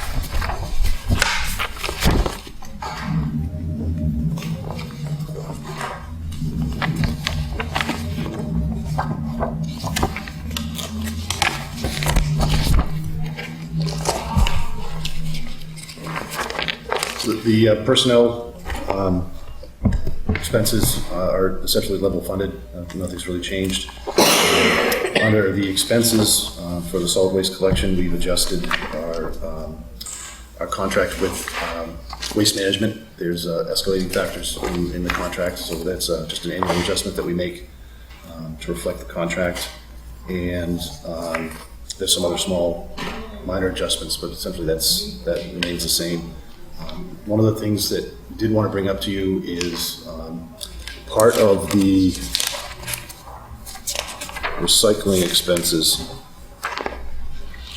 under the solid waste collection and disposal, if you look on sheet 8-377, the first line there breaks down the different components of that collection contract. And you can see that we have the third line down says recycling processing assumed 3,800 tons at $22 per ton. That's the actual cost for us to have Waste Management take away our recycling materials from the city on a daily basis. That's a very low number right now. Julie has been in contact with Waste Management and really has kind of kept her ear to the industry, and we expect that that's going to go up. It's somewhere around 45 maybe right now. Right now, last month we paid $45 a ton. When we put the budget together, 22 seemed like a reasonable number. Last month we paid $45 a ton, whereas a year ago we were getting a slight check for that amount of money. I talked to Jim Nasella today at a meeting, and he's the area director, who some of you know, and he said he wouldn't even know what to predict for the next few months. So I think that 22 is extremely low. We have a calculated formula in our contract, so it depends on a number of variables in the market. So I think that we have perhaps under budgeted that line, which was the best number we had in February. So I think what may happen is we'll be talking with the mayor as we kind of better understand the cost, moving forward in the short term, and potentially be asking for some retained earnings out of the solid waste fund to cover those costs. It's a global issue. It's not something that just Salem is dealing with. If there's no market for recycling, then you gotta pay to get rid of it. And people aren't paying to use it, and that's kind of the case we're in right now. The situation we're in now. It's another reason why it's important to have, somebody out inspecting, educating, really working with the public. Even if our loads are perfect, it sounds like they get commingled. So it's hard, but we need to educate people, out of this in terms of what's the proper materials to be putting in place, and examine what options we might have going forward. It's the downside of single stream, I think. This is a good time to just recognize all of Julie's efforts with the recycling committee and the recycling committee itself. A group of really talented and motivated volunteers that Julie kind of helps direct. They do a number of different events throughout the year, whether it's textile collection or book swaps or the Repair Cafe, where people bring. That's been a nice new addition. Yeah. So there's a lot of really good stuff they do, and a lot of credit is due to Julie for keeping it going. She does a great job. Very fortunate to have the staff to lead it. Julie's the Pied Piper for sure, and they have fun. Not can figure that out. Great group of volunteers. So amazing. Oh no, so a couple of years. We're a couple of years now into things with waste management, and overall, I'd say for the most part, there's occasional issues, but for the most part, we've had better, more consistent service over the last couple of years. I think after the shock of the new toters wore off, I think most people are working well with them, and it's also, we've had to deal with some special cases and stuff, people who didn't have space for them or whatever, but it's also where in most streets, I'm seeing less trash now than I used to. We don't have all the problems with recycling blowing away that we used to have to nearly the same extent. I mean, I still see it some, but there's a lot less of it now. I think that's very big improvement. Yeah, and I think the feedback overall, I think it definitely took a little while for people to get used to it, and there was a big fear when it first was rolled out. But overall, I think the complaints are down. Anything to add to that? You're on the direct line. You're on the front line, so to speak. Some people who complained 2 years ago now call me to say that was the best thing the city's ever done. Yeah. I notice when I go to other places that don't have it, it's like so ragtag. Councilor Peterson. Thank you, Mr. Chair. Being new this year, I've gotten a question a couple of times that I realize I don't know the answer to. Can you just catch me up on why we decided to do every other week for the recycling? I know this is probably a detailed negotiation, but I mean, Yeah. a lot of it had to do with money, to be honest with you. It's very expensive to add an additional, the going on a weekly basis. And it had to do with the toters, like what are the size toters you're going to get. And the decision was made at that time, going through it with the council that was here at the time, and our recommendation that we do bi-weekly. As a person who has a family of 5 in my household and has 2 recycling toters, we fill the recycling up even with 2 way sooner than the trash at all. So I struggle with it. If I had my druthers, I'd love to have weekly. What week am I? Are we blue? God forbid you miss a recycling week. It's every 2 weeks. But I will say, we looked at the price. What was the number? $500,000 a year to add that every second weekend. In part, that's how the toters were sized. This is a model that's been used throughout the United States, where you get a smaller toter for trash and a larger toter for recycling, in the theory that would be sufficient for 2 weeks. It doesn't work for everybody, but I have to be honest though, the number of calls we get complaining about it are pretty small, considering the 15,000 households we have in the city. Yeah, and the resident survey, we asked that last year, I think, about... Last year and before. Yeah, and it was a very small number of folks who commented on it. So I would personally love to have weekly, but I'm also trying to balance the cost involved with trying to balance the budget. It's a big number. That makes sense. And I'm happy to hear it sounds like you're monitoring it. So if that ever changes in the future, I would love to go back. Do we have like a yearly contract with them, or it's a 10-year? 10 years. 10 year. Okay, so at that time we could add it. Isn't it 5 years with auto renewal? Okay, we'd have to find another $500,000, Sure. and I don't want it that badly, I guess, given the cost involved. So we do give out the second toters for recycling. We're trying to be mindful. We've worked with a lot of condominiums. I know the Board of Health is looking right now at a regulation that would require recycling. So I think we're trying to do our part, and it doesn't diminish us from recycling. It's just it makes it it can be a little more cumbersome or clunky if you miss a week, or keeping track of your week and all that. So I have a 15-year-old who loves to miss a week. Was it this week? That's your chore, buddy. It's your one chore. So one other thing to note is that we have for cardboard and paper. We have a recycling facility in your ward on Jefferson Avenue. Are they still doing drop off there? They will allow cardboard and paper. They no longer allow commingled. Yeah, they don't take commingled, they don't take plastics, but they do take metal, but they do take cardboard and paper. And so that's a good sort, and that's some of the bulkiest stuff that you put in your recycling. Right. So if you have a surplus of it, you throw it in the back of the car and take it over to the, I forget their new name, the old North Shore Recycled Fibers. CAUR. Yes, Caristar over on Jefferson Avenue, and you can deposit it. They're open till like 3 every weekday. We should probably try and promote that some more. I knew they took away the commingled and the big plastic stuff and stuff like that, but they used to take the big plastic stuff, but nobody will take that. Stop doing that, but they'll still take paper, and sometimes that's a big. Some of it's packaging. We got to get to these packaging places because there's a lot of I notice a lot more how much packaging you accumulate.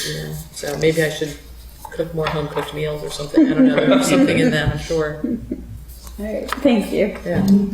Councilor Fury. Most of us go to the neighborhood meetings there, and I recently went to the Ward 6 neighborhood meeting. There's almost a universal approval and satisfaction, almost a collective breath of fresh air compared to the old company. The lids, the professionalism, the mechanization of waste management. It's a breath of fresh air, really. Neighborhood to neighborhood to neighborhood. It's really a big change. So thank you for all your hard work. Thank you. Any further questions? Seeing none, if somebody wants to make a motion? Councilor Peterson. I move that we accept the trash enterprise personnel and expenses budget of $3,229,608. Councilor Peterson moves to accept the trash enterprise personnel and expenses budget of $3,229,608. Seconded by Councilor Fury. Seeing no further discussion, all those in favor? Opposed? So moved. And I believe that finishes our. That's just something I missed. That takes care of us for tonight. So, Councilor Fury? A motion to adjourn. Councilor Fury moves to adjourn. We are adjourned.